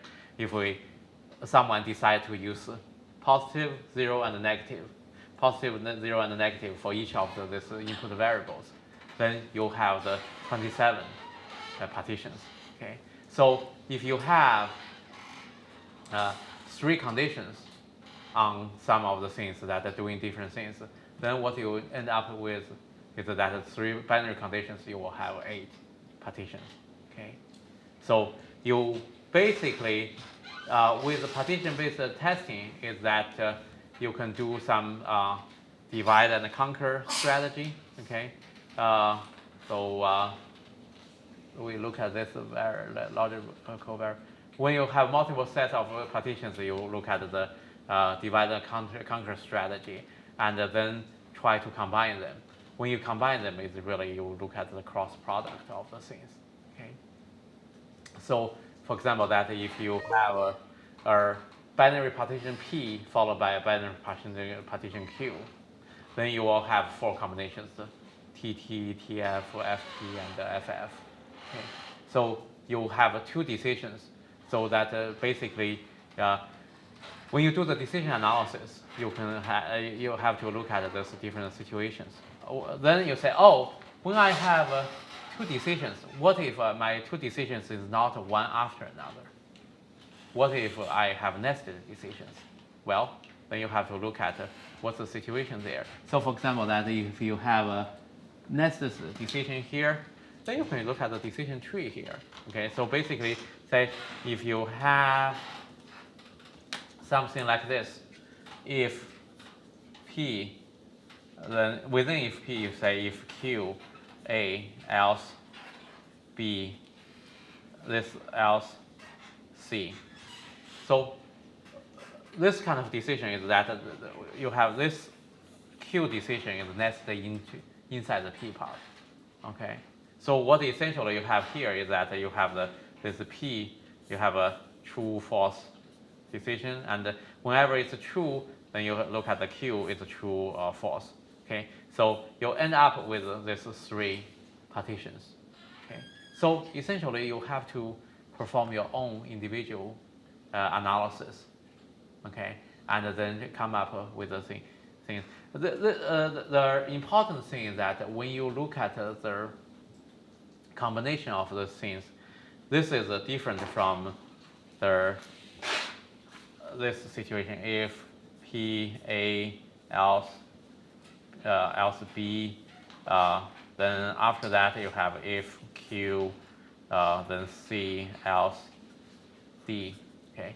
In this case, is that no matter whatever you have A, you cannot just match A to C, B to D, or something like that, because whenever you do A or B, you still have to do C or D.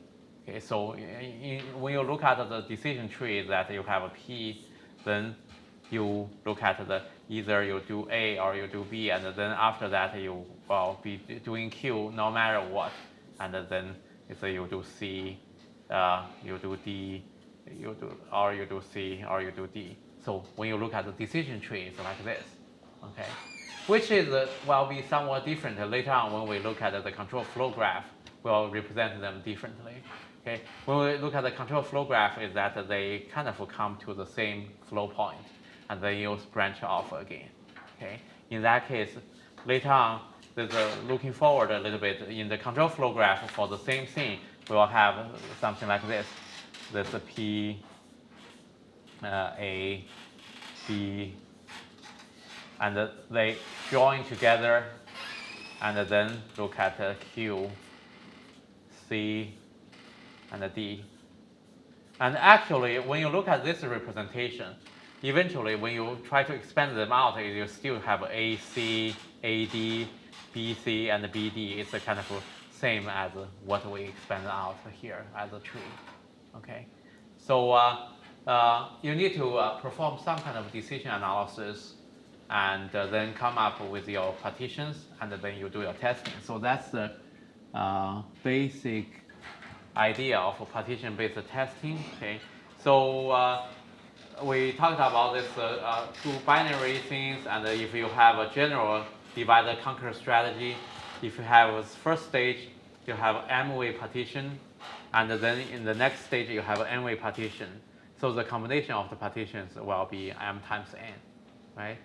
Okay, and then you say if they are nesting, and then you have to look at the nesting, what is the relationship, and so on. Okay, and so when you have multiple conditions, oftentimes you have to coordinate their sensitization, because you have to select some variable values, not only to satisfy one condition, you have to satisfy at the same time some other conditions. So you have to be careful with that value selection.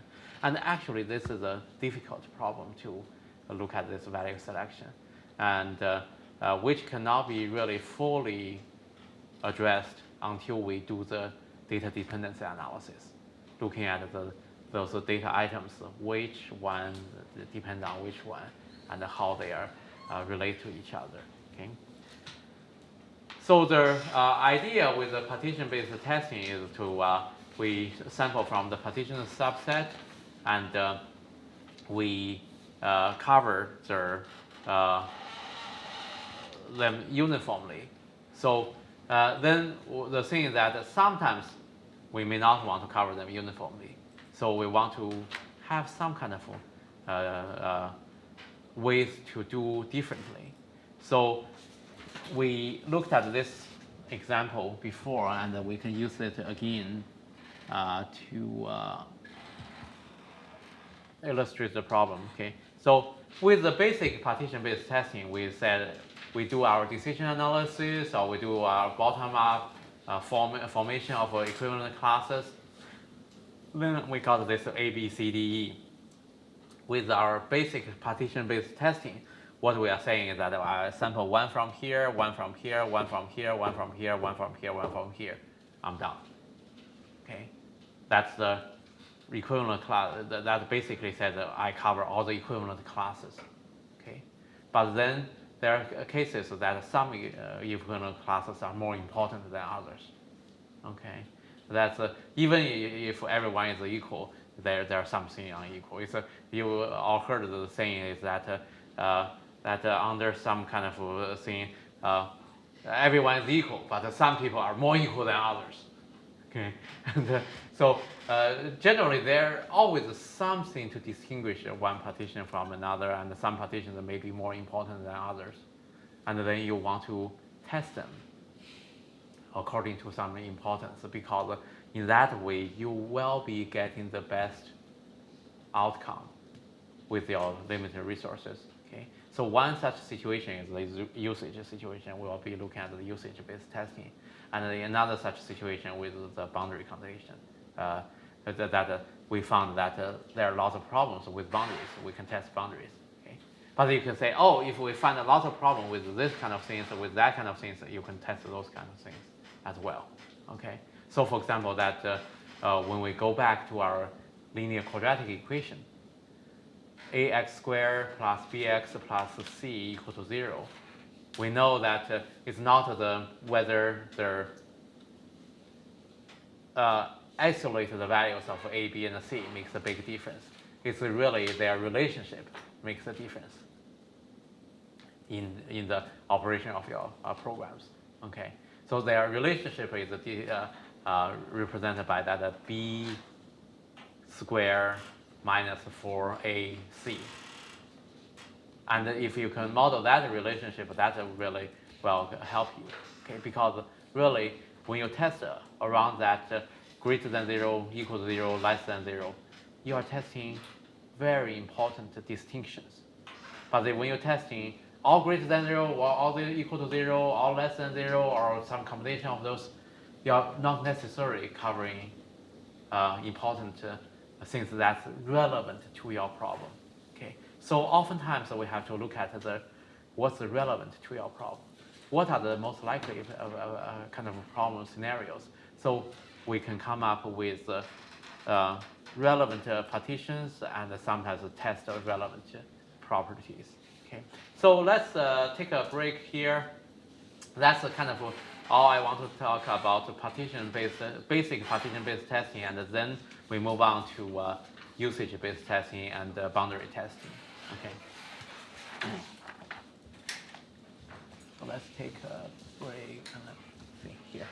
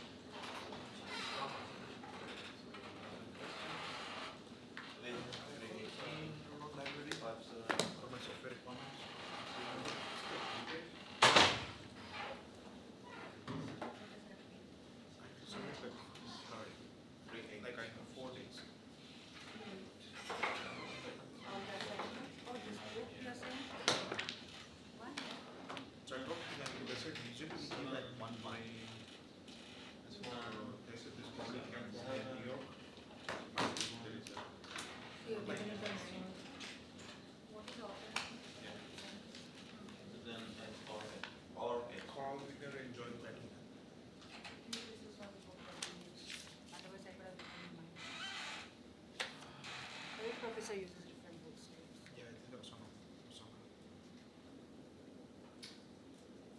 Yeah, I have it.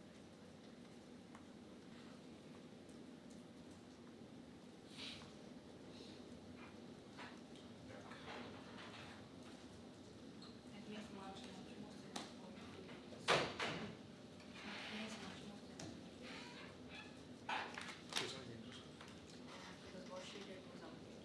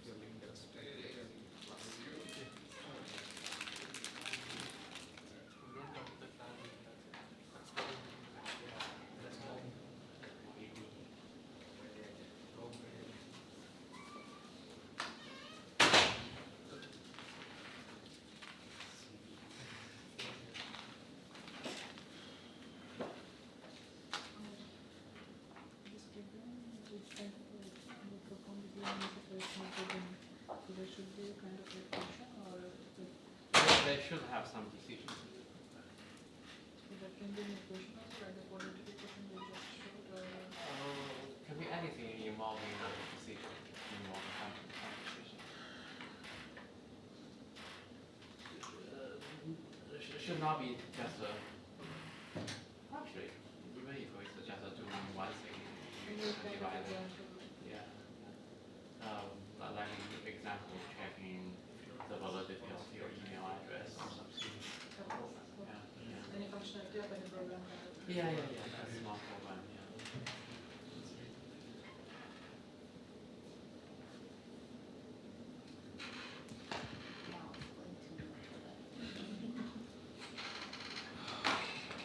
Okay, let's go back to our class. Okay, and so what we are going to do next is to start talking about the usage-based testing and the operational profiles. We probably won't. We definitely won't have time to finish up all the things, but the boundary testing part, I don't need the whole class, so we'll finish up.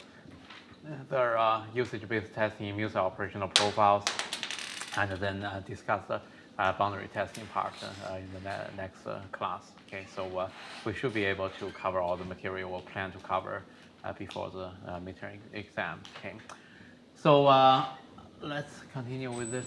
We already talked about the idea of the usage-based statistical testing. Okay, so here is a kind of revisit some of the ideas we visited before. So usage-based statistical testing, the main idea is to use it to ensure reliability. While reliability is the probability of a failure-free operation for a specific time period or given set of input under a specific environment. Okay, so we looked at this definition before. And so we are focusing on the reliability is the customer view of the quality. We are looking at the failure-free operations, how likely a product is going to fail. Okay, and we are looking at the probability, so it's quantitative, but then it's not deterministic. Okay, so we are looking at the probability and the statistics, sampling and the modeling. Okay, and for some time period or for a given set of input, so that you have to kind of define the time of input under a specific environment. Okay, so what we are looking at here is that if you want to ensure, so the reliability can be defined for different kind of operations. Okay, so what you want to do is that you want to maximize the reliability for your customers who will be using their product. Okay, so if that's the case, then what one of the natural kind of argument is that then you should test whatever they use. You should test whatever they don't use. You don't really need to test as much. Okay, so what you need to do is that you need some kind of usage model or some kind of characterization of how your customer is using it, using your software. And in the testing and the software engineering community, we call this operational profile. Okay, so this usage model. So basically, it's a quantitative characterization of the way a software system will be used. That's using the Musa's word. Musa is the pioneer in this software reliability engineering and also in statistical testing area. Okay, so you have some kind of quantitative characterization of the way a software system will be used. You are looking at into the future. Your customer will be using this way. This actually creates some problem because you can argue before the product goes to the market, how do you know your customer will be using it this way? Okay, so you have to base your decision, base your guess on some of your knowledge about your customer, about the market environment, and about things. And sometimes you can be fairly accurate, sometimes you can be dead wrong. Okay, but you try to do as good a job based on past knowledge, based on your expertise, and so on. Okay, so once you have the operational profile, you can use it to generate, execute test cases for usage-based statistical testing. And one of the good thing about that is not only you will be able to test the things as if it's mimic the customer usage, you will have realistic reliability estimations, okay? Because the thing is that we did have this kind of drawing before, okay? We used this one. We say, okay, we can collect the time information and then we can collect the cumulative failure information, and then we can fit some reliability model to the observations, and then we can predict into the future. Suppose this is at this point, you release the product. If you release the product, if the customer usage and your usage is similar, you are more likely to extend this smoothly into the future. But if they are not the same, okay, so we can think of you do this way. If they are similar, then you are more likely to extend it into the future, just with a smooth extension. But if they are quite different, the customer usage, okay, is quite different, then you are more likely to see something quite different, unconnected or disconnected from what you have observed before, okay? Because if you use it differently, you will experience different problems and the reliability will be different. So this is one of the things is that you want to know what your customer is going to experience, because this one will be the most important factor to determine the success or failure of your product, okay? So by using the operational profile, you can have a realistic and kind of a more smooth transition from testing to field, okay? And you can also use it to help you with development decisions and priorities. So we mentioned about you may be able to decide whether this product is ready for the market, whether you need to release the product or not. And actually, one of the things that we talked about at the beginning of the semester, and we will look at the quality planning and look at the testing process, we say one of the important part of the planning is setting the goal. And your goal is to achieve certain levels of reliability, and then by doing this usage-based statistical testing, you will be able to get data to give you a good indication what reliability level you are at, so that you can make your decision based on that, okay? And generally, when you have a usage-based statistical testing, there are several steps involved, okay? You first, of course, we say whenever you need to do the testing, you need some kind of model, and to do the model, you need some kind of information, okay? And then with the model, you can generate your test and perform your test, analyze the result, and follow up, okay? So in this case, we will focus a little bit more on the information collection and the operational profile construction part, okay? And actually, with any of the testing models, we will be focusing on the model construction part and then looking at the information collection. And with the OP operational profile, we focus not only with the construction, but also a lot more on the information collection, because here the information probably is not as readily available as some other testing techniques. For example, when you do the some of the partition testing, for example, you do the internal partition testing, the information collection is just look at the code, look at the decisions in the code. Okay, so you don't really need to do too much of the information collection. Okay, but then you need to do the model construction.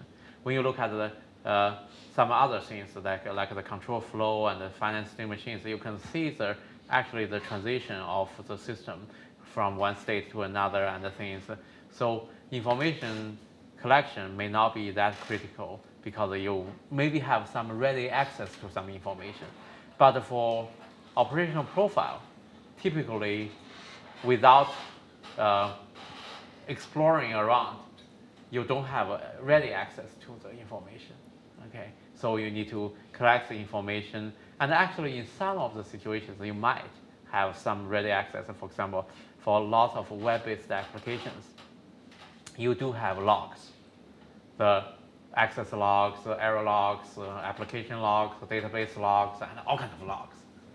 And if you analyze those logs, that will represent a lot of customer usage information. Well, lots of customer usage information is captured in those logs. So that's actually, later on we will see some examples, and actually that's one of the focus research area in our research group here at SMU, okay, looking at the kind of usage-based testing and reliability improvement for web-based applications. Okay. So you will do that, and then with the analysis for the usage-based statistical testing is that we do have the reliability analysis as an important part of this, and as a follow-up for decision making, for management, for adjustment. Okay. So in terms of the linkage to the development process, that we do the construction, we should be doing the construction of operational profiles at the requirement and the specification stage. Okay, and it may spill over to the later phases, but we should start early.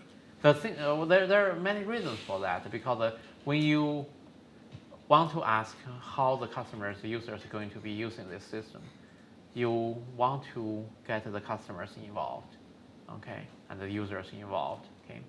And when you use the model, is that when you have the model, you will guide the testing with it. So in the testing phase, and typically towards the end of the testing phase, okay, because well, that's where you have the whole system integrated together. You want to look at how the overall functioning and the working of the system, okay.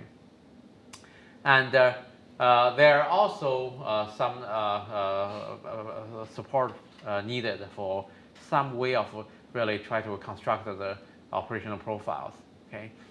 So what we will be doing in this class is that we will be looking at two of such procedures, both proposed by John Musa, okay, and to construct the operational profiles. And actually from the very early days, many people realized that some of the pioneers and then some people realized the importance of those things, but not many people spent a lot of time looking at the kind of constructive ways to get this thing done. Musa is the first one to look at this, and so what we present in the next rest of today's class and the first half of next week's class is really mostly from Musa. Okay? And so here are some of the figures Musa mentioned. Okay, so Musa mentioned that the usage-based statistical testing, the primary benefit of it is that overall reliability management. Okay, you can focus on the high leverage part. Okay, and so according to Musa, that you can have the same effort on most used part, and you have reduced effort for lesser used part. Okay, so if some part is not used that often, you don't have to test it as often. Okay, and you can still reach the same reliability level. So for those kind of situations, is that he said that you can reduce the overall system test cost by about 56% based on his data from AT&T Biolabs data from the, I guess, 70s, 80s, maybe starting from the 60s, 70s, 80s. That's when he was active with the AT&T Biolabs, and which will represent about 15%, 11.5% of the overall cost. Okay, and that's the situation Musa mentioned. But in other situations, is that with limited resource, if you can refocus your testing effort, well, you may not reduce your overall cost, but you can gain on reliability. Okay, so because the part that are going to influence the reliability the most, you will be focusing them first. And so as a consequence, you will be maximizing your reliability for the given period of time. Okay, so that's some of the situations that still is belong to the primary benefit of the usage-based testing. There are other benefits Musa mentioned, for example, that you can introduce new products if you have operational profile. So you can think, well, if the customer is going to use this one a lot, then if I'm under very high competitive pressure, I can have a early model that just supports this very important function, but not others, to the market first. And then I try to slowly, gradually add those other functions that the customers need. Okay, so this one highly used features that you will implement and release quickly, and the lesser used features that then you can do it later. And one other benefit, which may seem to be kind of not so important, but then when you actually do it, kind of may pop up, is that you have a better customer relations through better communication. Okay, one of the things that we found out in our work in IBM is that we try to do this operational profile. Okay, try to contact some of the important customers. Okay, and that act itself generates some kind of positive feelings towards IBM. Okay, because they say, oh, okay, you care about how we use the things and how we feel about reliability. Okay, and it's not just what you shovel down our throat. It's what we want. Okay, so that gave some good feelings. And in our case, when we worked with the different customers, actually, we didn't get a representative sample of customers. For the database product, we actually we pre-selected some of the so-called the top APAR customers. So those are the customers who reported most defect to us when we were in IBM, and then we select them to work with them to try to capture the operational profile of them using our system. Okay, and so you can get closer ties to customers, and they say that you are sympathetic to their needs, and also if you can work with them, you not only if you can solve the problems, great. Even if you cannot solve the problems, you can plan for something. Okay, for example, for customer education. Okay, education say I still have some problem with this part. Okay, but I try to get some workaround. So when you do the customer training and education, you can kind of help them to be aware of some of the things that you cannot do. And if they are aware that some of the things they cannot do, and you give them suggestions how to get around it, that's much better than they run into the problem headlong. Okay, and there is generally a high return on investment. According to Musa, that operational profile cost is about for on the average is 1 staff month for something that takes 10 developers, 100,000 lines of code, 18 months to develop. You need about 1 staff month to get the operational profile. Okay, and generally when you have a larger project with more developers, bigger lines of code, and take longer, you have a sublinear increase for larger products. Because a lot of things are common kind of things. How do you identify your customers? How do you communicate with your customers? How do you collect information? How do you build the model? A lot of things are kind of similar. That doesn't matter even if you have a larger software product with more people involved. Musa said the cost-benefit ratio is about 10. But if you look at any of the decisions, if your cost-benefit ratio is more than 1, it's worthwhile to do. You get more benefit than you spend. Okay, so it's worthwhile to do. Okay, so those are some of the kind of general concept related things. And then there are field definitions, okay, that we need to go through. So a profile, when we look at the operational profile, and actually later on we'll be talking about lots of different profiles: customer profile, user profile, system mode profile, the functional profile, and operational profile. So whenever you talk about a profile in this context, essentially what we are looking at is you have disjoint alternatives and their probabilities. Okay, so in a sense, we are talking about partitions, right? So because the thing you are talking about is a disjoint, partitions are mutually exclusive. Okay, so they are disjoint. Okay, and you're talking about the probabilities because you say with all those alternatives, you will add up to be probability to be 1. Okay, when you're talking about probabilities, when you include all of them, probability will be 1. Okay, so you are really, the underlying assumption is that you first have to have a partition, and then you can assign the probabilities, and you get the profile. Okay, so that's one of the underlying kind of assumption. So one of the example of this one is that we did a lot of kind of web usage-based testing and things. This is their profile for the user types.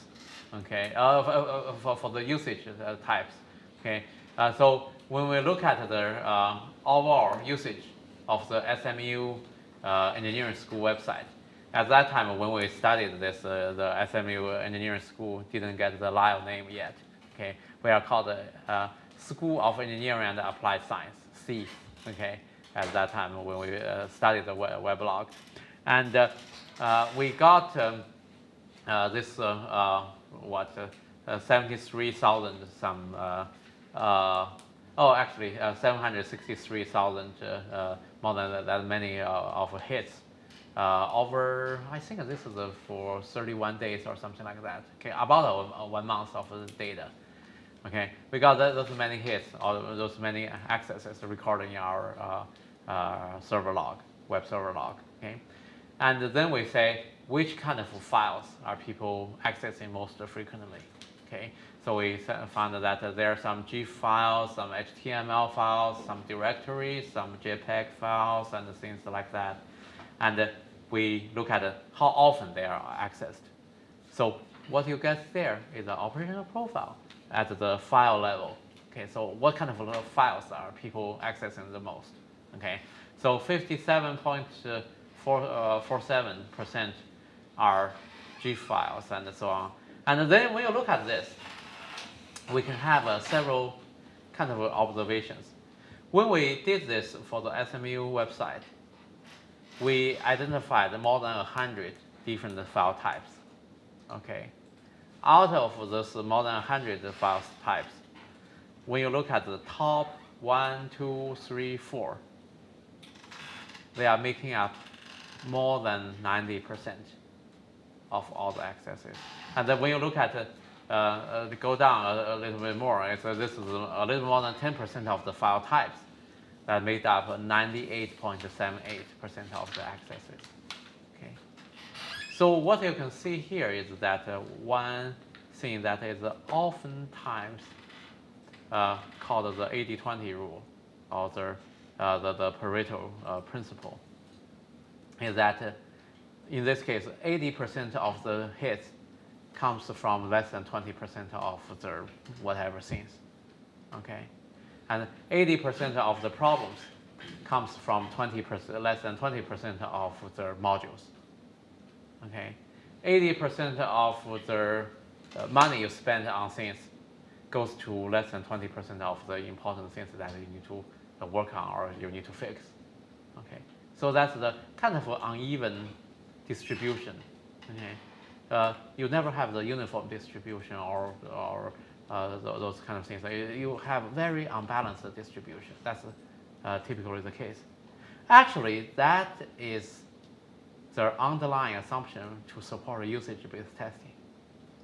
Because if you think of it, if everything has got the same usage, why do I bother to get the usage model? I just test them equally. Okay. But the reality is, for almost all the systems, usage is very uneven. If they are very uneven, some parts get used much, much more often than other parts, then you should reflect that in your testing. Okay? So that's the basic kind of observation. And you can plot them in all kinds of different plots. For example, you can plot them here. So in the Musa's work, essentially with the operational profiles, he asked people to do this thing and then sort them in decreasing order or descending order of the probabilities and plot them. So you have this very uneven kind of distribution here. You don't have the uniform distribution or some other things, but you have very uneven distribution. So if that's the case, then you say, okay, you should focus on this kind of things first, and then focus on those kind of things, and focus on those kind of things. So that's the basic idea of the operational profile. So characteristics, we say it's a very uneven distribution. So that's the basis for usage-based testing, because if it's even, you don't really need this operational profile. You can just do in the uniform sampling or equal sampling.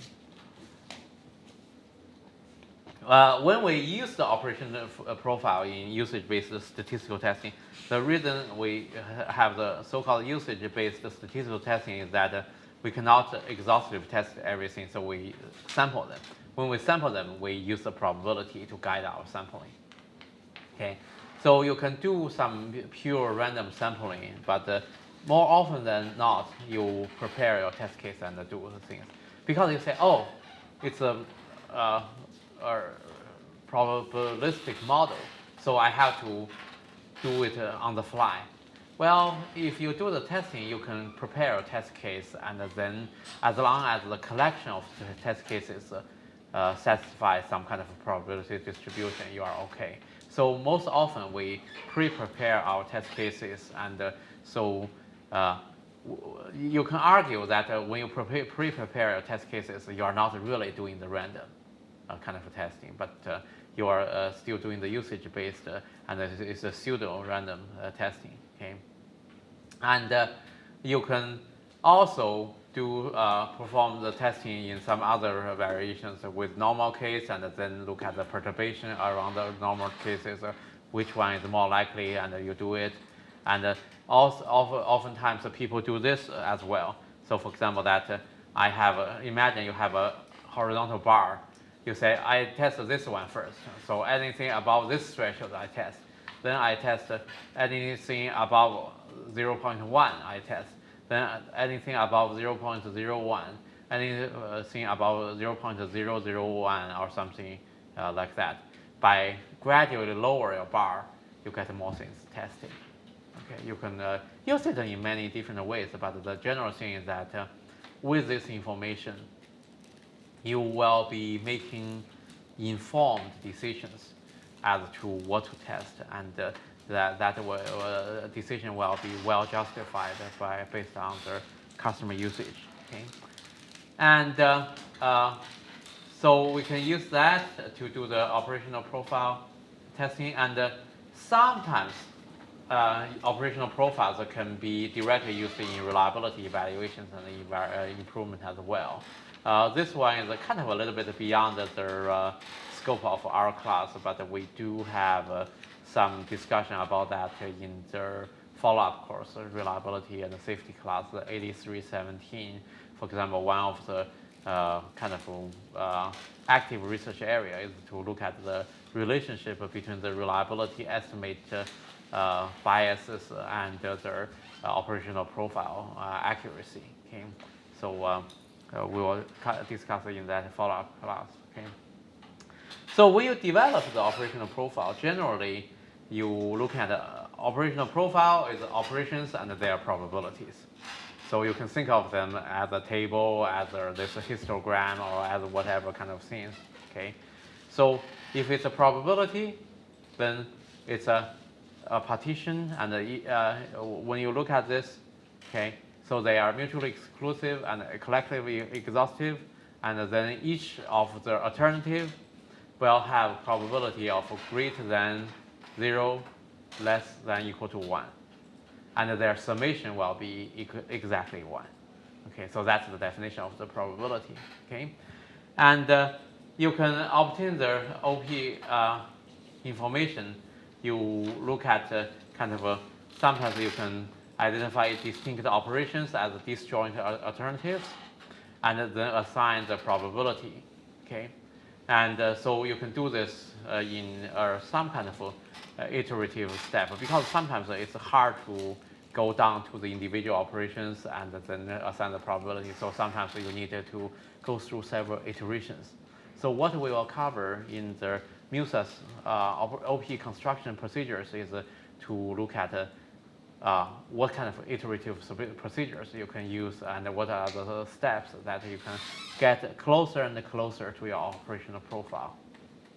Okay, and in terms of where do you get the information,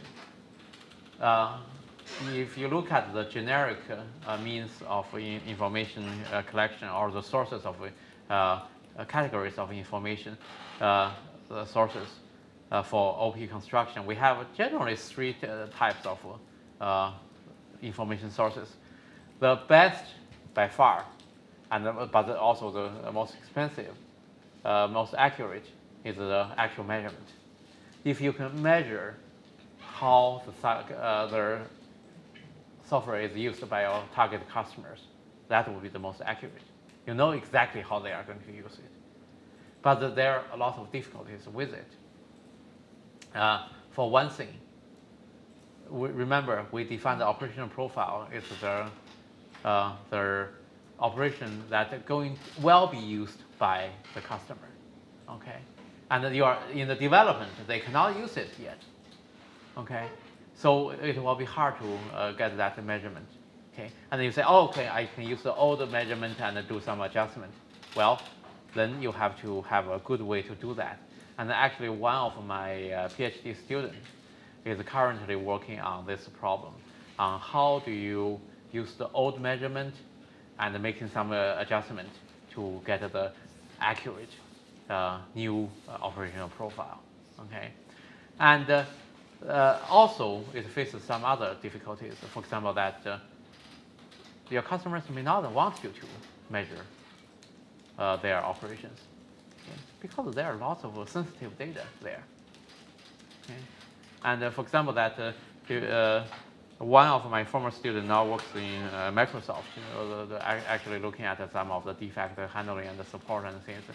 So whenever you have the crash and something that typically they ask you, do you want to report this to Microsoft? Only less than 1% of people actually report to Microsoft. Okay, less than 1%. Okay, because most of people, they don't want to bother with that, or they don't want to Microsoft to snoop around their information. Okay, so most people don't want to do this, and then if you are dealing with some sensitive information, then of course then it will be even more of the problem. Okay, so actually in the next couple of slides we talked about the kind of advantages and disadvantages. Okay, so sometimes people are really kind of worry about their secret intellectual properties and those kind of other things get disclosed. So that's a problem. Okay, and then sometimes the people say, okay, if you can't get those kind of things, can you get a customer's surveys, customer to answer you some questionnaires, and tell you how they are going to use it? Well, you can do that, but that one, if it's a complex system, it will be very hard to get accurate answers. Okay, and particularly when you do the surveys, the survey accuracy has a lot to do with your sampling strategy, with your with your samples or the representativeness of your samples and who you're asking. For example, you send a service to CIOs. Okay, the CIOs, they may not be directly involved in the daily operations of the things, and they cannot really answer those kind of detailed questions. Okay, so it's valuable, but typically need to be kind of cross-checked, validated with some other information. And if you can't ask your customers, you can ask your internal expert. Okay, say, how people are using this system. Well, you say, oh, you have been working in this one for a long time, and you know your customers, and so you can become your surrogate of your customers and get those information. Okay, so of course, each of them have some advantage and disadvantage. We talked about the actual measurement has some advantages. It's more accurate, but more costly, but it have some limitations due to the proprietary and IP issues and other things. So to solve those kind of a problem, and one of the ways to do that is to use some kind of strategy to try to give the customer more control instead of give your developers more control. Okay, so one way of doing that, there's an out way and there's an in way. For example, the out way is that you recruit people to participate in beta test. Okay, so before the product is released to the general public, you recruit some people, say, who want to help you beta test this thing. Typically, you give some incentive for those people to beta test this thing, and then you get to know how the customers will be using this and how the things will be behaving, and then you can still fix some problems before the product release. Okay, and another way is to do the in-participation, give users more control. So this is the one that we did at IBM. Okay, when I was there, we had that program called ECI, the Early Customer Involvement Program. So we invite some of the kind of important customers to IBM before the product is ready. They can take their applications run in IBM. Okay, so in one of the products we invited 5 big customers. So because the IBM database is typically used by large organizations, we invited some of the big banks, big retailers, and they came to use the IBM product. But in that case, in that particular case, unfortunately, the product was not quite ready, and so we were not able to collect lots of information because a lot of things they do cannot be accomplished. Okay, so some of the things cannot be done, so we didn't collect too much information. Okay, and another alternative is that if you have some existing logs, records, and things, you can also try to use some of those as well. Okay. So customer surveys, we talked about that, and there are some things with the sampling and the large enough representative sample, and then we'll get you kind of to get something that's more accurate and more usable. Okay, and with expert opinions, it's not as accurate, but if there's nothing else, then this is a good starting point. Okay, but try to still try to go beyond the expert opinion with your operational profile development. Okay. So in terms of the development itself, there are lots of questions that need to be asked.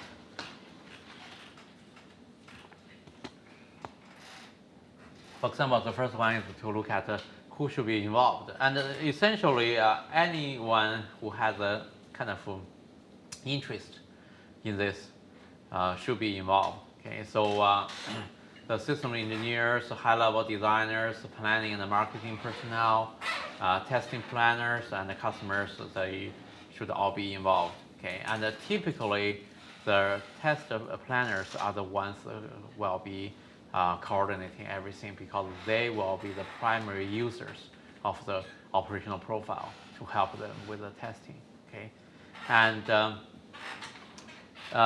so whoever can help us to get the information will be involved in doing this. And when you do this, oftentimes one of the big questions is that do I want to have just one operational profile or do I want to have multiple operational profiles? Okay. So the answer to this is typically if we have fundamental differences, then you split them. If you don't, then merge them. Okay. So for example, that we were talking about databases. Okay.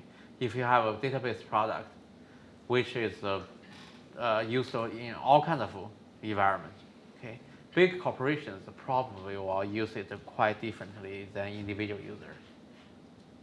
Okay.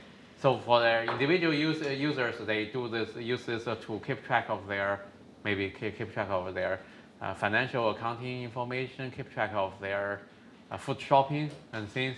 Okay, they keep track of some household things.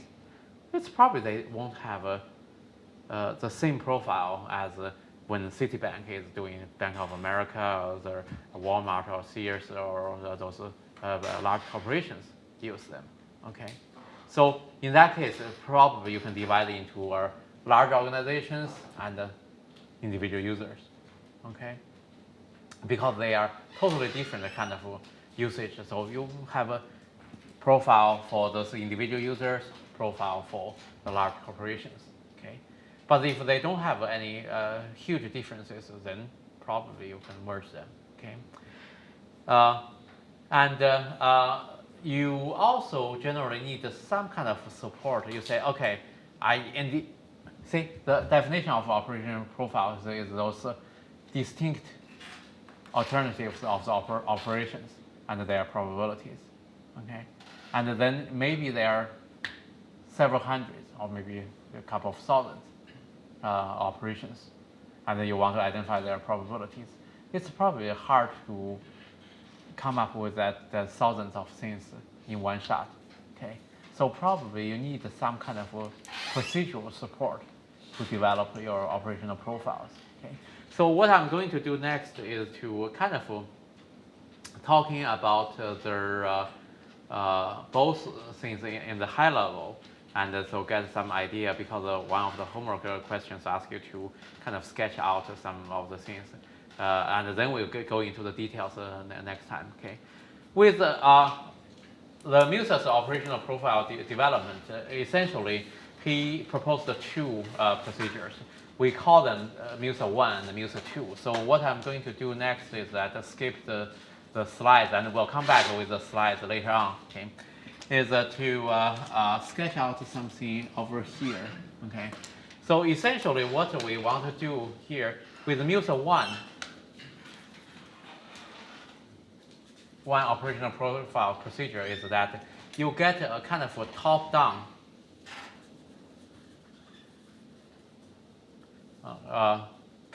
refinement procedure. Okay, so you do the top-down procedure, top-down refinement procedure. Essentially, you get the very rough ones and then refine it again until you get the operational profile. Okay, so the steps involved in this thing is that first you look at the customer profile. You see your user profile here. A profile is something like this. That's a customer profile. So you say, for example, big companies and small companies and the individuals. Okay, so you look at the different customers. Okay, for your product. Okay, and then the second one is the user profile. So here, Musa distinguishes customers from users. So for example, Bank of America is a customer. But within Bank of America, you have system testers, system administrators, account managers, and then they have their end users, okay, and so on and so forth. So you identify users within the customers, okay, and then you have this, for example, that managers and system support and individual end users and so on. So you get this profile. So that is more refined than the customer profile, okay. And then the third step is that you can call it a system mode, okay. So you look at the system, what are the things typically go together? So the system can be normal operation mode, or system in maintenance, system in backup, or something like that. So you group them into big clusters, okay? And then system mode profile, then you get the 4 is a high level functions, and then the last one is a low level operations profile, okay? So you basically have a rough profile, refine it again until you get to the final operational profile. So that's the MUSA 1 approach, okay? And there is also the MUSA 2 approach. I can say a few words. MUSA 2 approach is basically you want to, instead of having 5 profiles, see here, you got 5 profiles, stepwise refined, okay? With MUSA 2, what you are doing here is with MUSA 2, what you are doing here is that you try to identify who's doing what, collect the information, normalize the information, and get the profile, okay? So that also has 5 steps, but it's really look at identify the initiators of the operations, who are doing those operations, okay? And then you decide on so-called representation, what kind of profile you want to build, okay? Then you can collect the information, enumerate the operations from your initiators, and then you collect the information, then you normalize the information. So it's one profile, but from the source to the final profile, okay? So it's a kind of a one-shot deal, but divided into some individual steps, okay?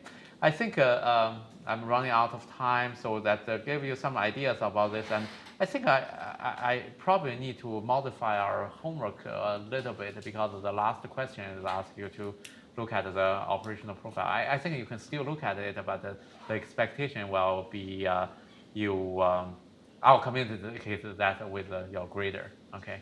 So probably I don't expect you have the detailed steps and the things, but with the general ideas, okay?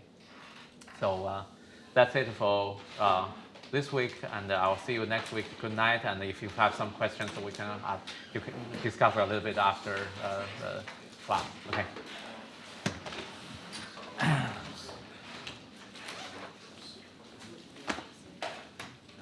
Okay.